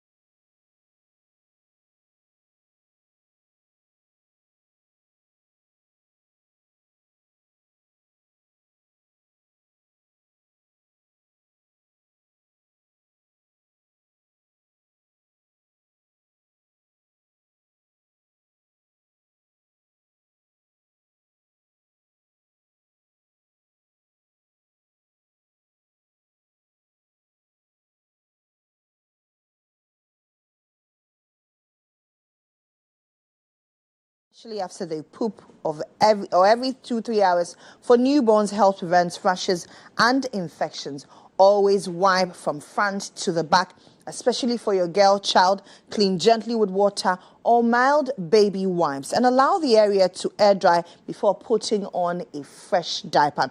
Wear your baby in Flora Kids baby diapers. They keep your little one dry and comfortable for longer.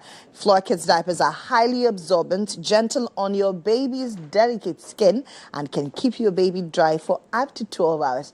If you want to be a distributor, call us on 0243 033 033 0243 033 033 for becoming a distributor, and then you can equally purchase them wherever in any supermarket or shop near you, so you can keep your baby's skin safe and clean. Now let's talk about robotics. Let's head to the tech world.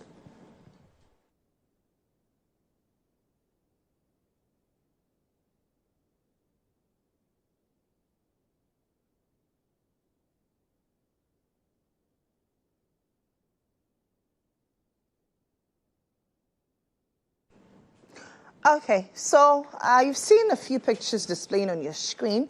It's robotics, and the Ghana robotic competition is up this week. And I've been joined in the studio by George Safo. He's the CEO of Firefly. Is it IO or 1O? IO. IO. Good morning, George. It's good to see you again. Yes, good morning. How is the robotics world doing in terms of children or in terms of students in schools? All right, so are we talking about the general world or let's say? Yes, I think it's... So far, I mean, the acceptance of it, how parents feel about it, how even children in various schools feel about it. Yes, so thank you. So I always say that we are currently in the future now. There is no any future again. The future is now. The future is now. So when it comes to robotics, when it comes to AI, STEM education, I think it's accepted now. Okay. When you go to other countries, US, China, and all that. I mean, China currently, they run AI.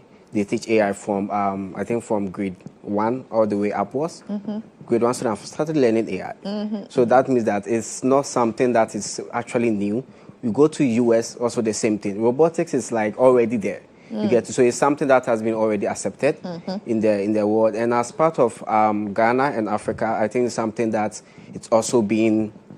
We're also doing very well on that. I think the acceptance is also something that people are getting. Because at first, when you talk about robotics, people always think that someone, a big machine or someone... You are going to create a robot. Yes, or you are going to dance or something. Yes, moves, yes. But I think everything has changed now. So I think the understanding and the acceptance is being very, it's increasing, yes. Because in the past, you know, our thoughts or perceptions about a robot was something that mimics the human being, you know. Yeah. But now that is not entirely the case.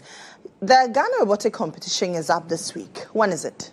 Yes, so this week, that is on 24th and 25th of October, which will be on Friday and Saturday. Okay. Yes. Okay. Who is competing? Who is competing against who? Or they are just a few people competing for something? All right. So we have this year. We have I think we have the big number. This year we are hosting around 70 schools across the country. Yes, and we have these schools. We are talking about schools from middle school, high school, and tertiary. So we have tertiary institutions, we have high schools, and we have middle school students as well, coming from different regions across the country. Yes. And what are they competing against, or what is the competing item? Okay, so this year, each and every year, what we do is that we select one of the SDGs, and we look at one of the major problems in the country, and we try to come up with a solution around it. So this year, the ones we selected are Galamsey. Okay. So we have one challenge that is around Galamsey. We created a challenge in a way that it just mimic the real world of what happens around the Galamsey. And now the students are challenged to come up with a solution to solve those problems. So example like the deforestation that happens, now the students will have to build their robot to be able to do the tree planting and all that. We also have after mining and all that, they leave some big pits all over. So the students are now supposed to build their robot, come up with an idea, very innovative solution in a way that they can cover those pits for it to be safe for people to move around. And the most major part is also the water. So we have also that aspect whereby the students will now have to come up with a design in which it will help them to recycle the water for safe use. So these are the process that the student will have to come up with solutions around them. How different is this year's competition compared to last year? Is it the numbers? Okay, so I think it's one, the numbers is also a key factor as well. Yes, the numbers, since we started, there have been a very growth.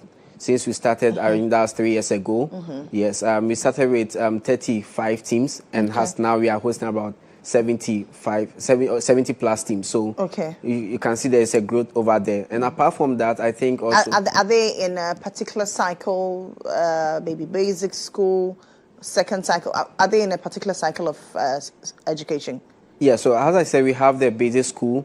So we have a team coming from different basic schools, which is... So they all make up the 70? Yeah, they all make up the 70. Yes, so we have those ones, we have the high schools one, and they are all, the challenge for them are different. Yeah, so based on your level, then you have a specific challenge for you. Yes. Apart from the number, I think there is also acceptance as well. Yeah, acceptance from a lot of institutions, acceptance from companies and all that. So acceptance from the public as well. I think so far we have almost around like 300 attendees that has actually applied to attend the event, apart from the participants that we are hosting. Yeah, so there is, in terms of the publicity, is also really going well than the previous year. What does the future of robotics, when you look at what AI is doing, look like? Okay, so as I said, so as we all know, we are living in a world that everything is going to be autonomous. Okay, everything is going to, everything is going to have some kind of artificial intelligence in it. Everything is going to have some kind of IoT in it. Very soon, we are going to have a socks that can even detect your body temperature and all that. That can send you a live updates, whatever is going on. To your phone? Yes, to your phone. We are going to have everything connected to the internet. This is the kind of feature we are going to, and it's like, whether you like it or not, it's coming.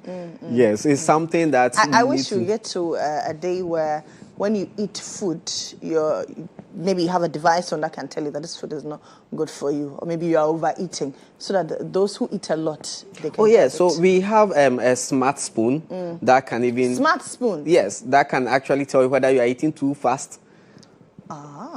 Yes, so that is, and so this is when these are things that are already existing. These are things that are already there. So it's time for us to really prepare our young innovators to give them the right skills to prepare them, to invest in them. You get, and this is what we are doing at Ghana Robotics Competition. Okay. The idea is to prepare them, to invest in them, for them, because they are the future. They are the future that are going to develop solutions for our country and for Africa.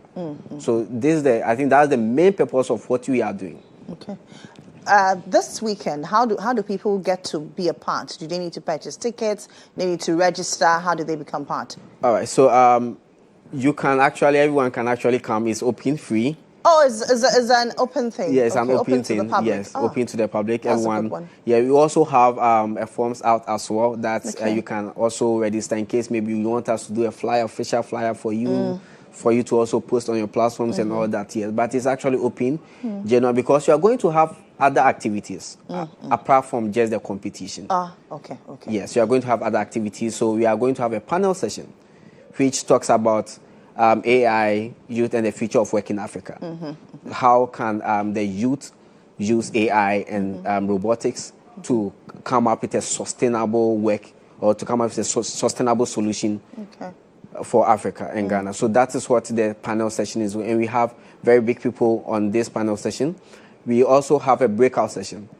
This breakout session is actually to give the participants and the audience that are coming some feel of robotics, AI, personal branding. And so we are going to have different sessions that is going to go on. So whether you have knowledge in robotics or something, you are still invited. Come and see what is going on. Come and see the wonders that these children are also doing. Who are your partners and sponsors? Yeah, so we have, this year we have been privileged to have a lot of partners and sponsors.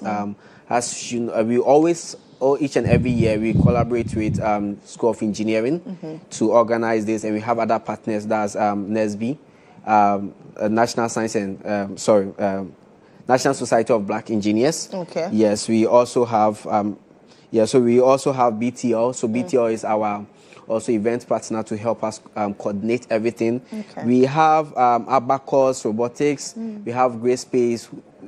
They are also helping us with the technical aspect and all that.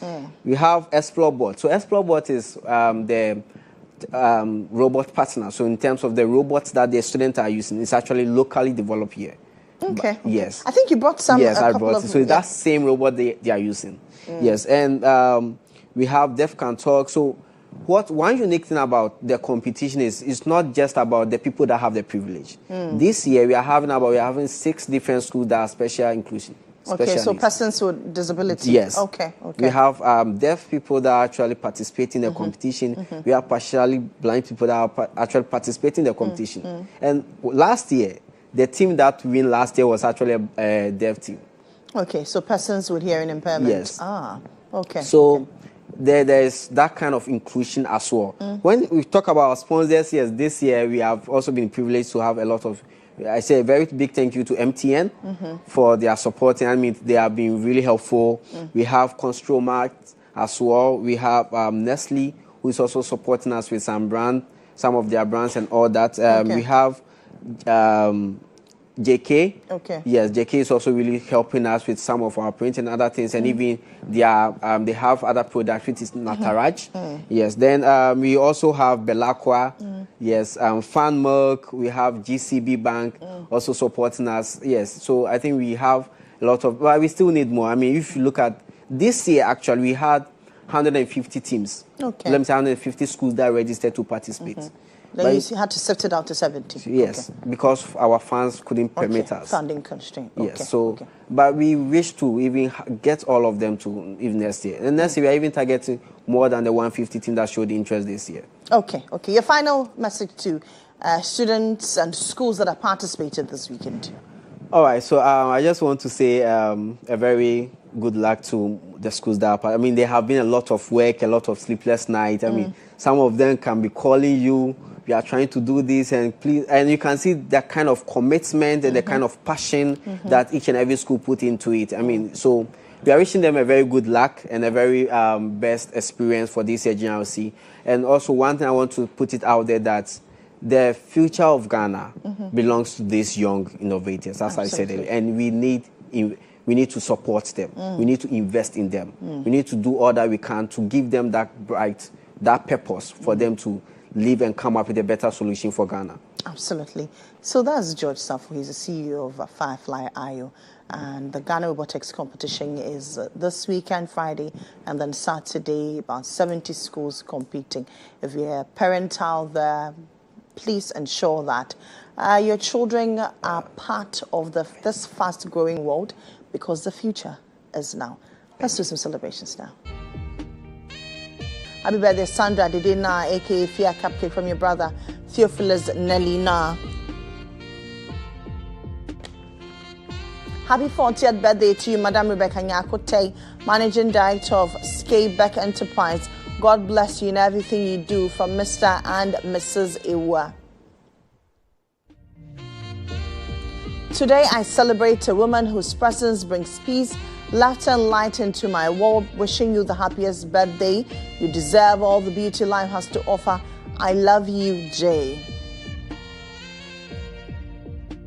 On your special day, Peggy, I send you the warmest birthday wishes. May joy, love and laughter fill your heart today and always. You're a wonderful person. That's it for the show. But mind you, the Ghana Robotics competition is happening this weekend, Friday and Saturday, at the University of Ghana. Where exactly? GCB Lecture Hall. So that's by way of information for you. GCB Lecture Hall, University of Ghana, Ghana Robotics competition. Yes, and finally, just last, I just want to use this opportunity to say a happy birthday to my co-founder, Kelvin. Yeah, Achia. Yes, thank you for the wonderful work you have been doing backstage. Absolutely. Yes, Absolutely. we really appreciate you. Okay. So if you're celebrating your birthday out there, happy birthday to you. If we are marking any significant milestone, congratulations to you. While you're doing that, you need to pick up your day the Milky Way with the rich, smooth taste of peck milk shortcake. It is a pure delight.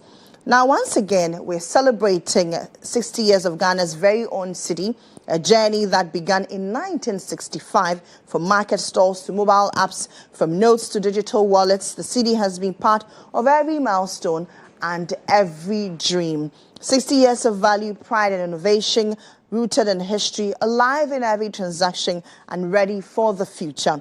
Our city is our heritage. Our city is our identity. Our city is a symbol of our sovereignty. And then the city is our national pride. The official launch is on Tuesday, October 28, 2025 at the Accra International Conference Center from 9 a.m. The special guest of honor is His Excellency, the President of the Republic, GHOne Dramani Mahama.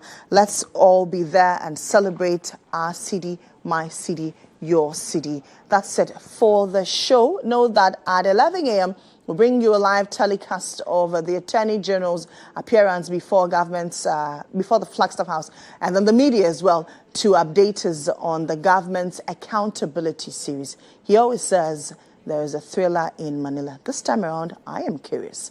My name is Lady Mohammed. Have a great day.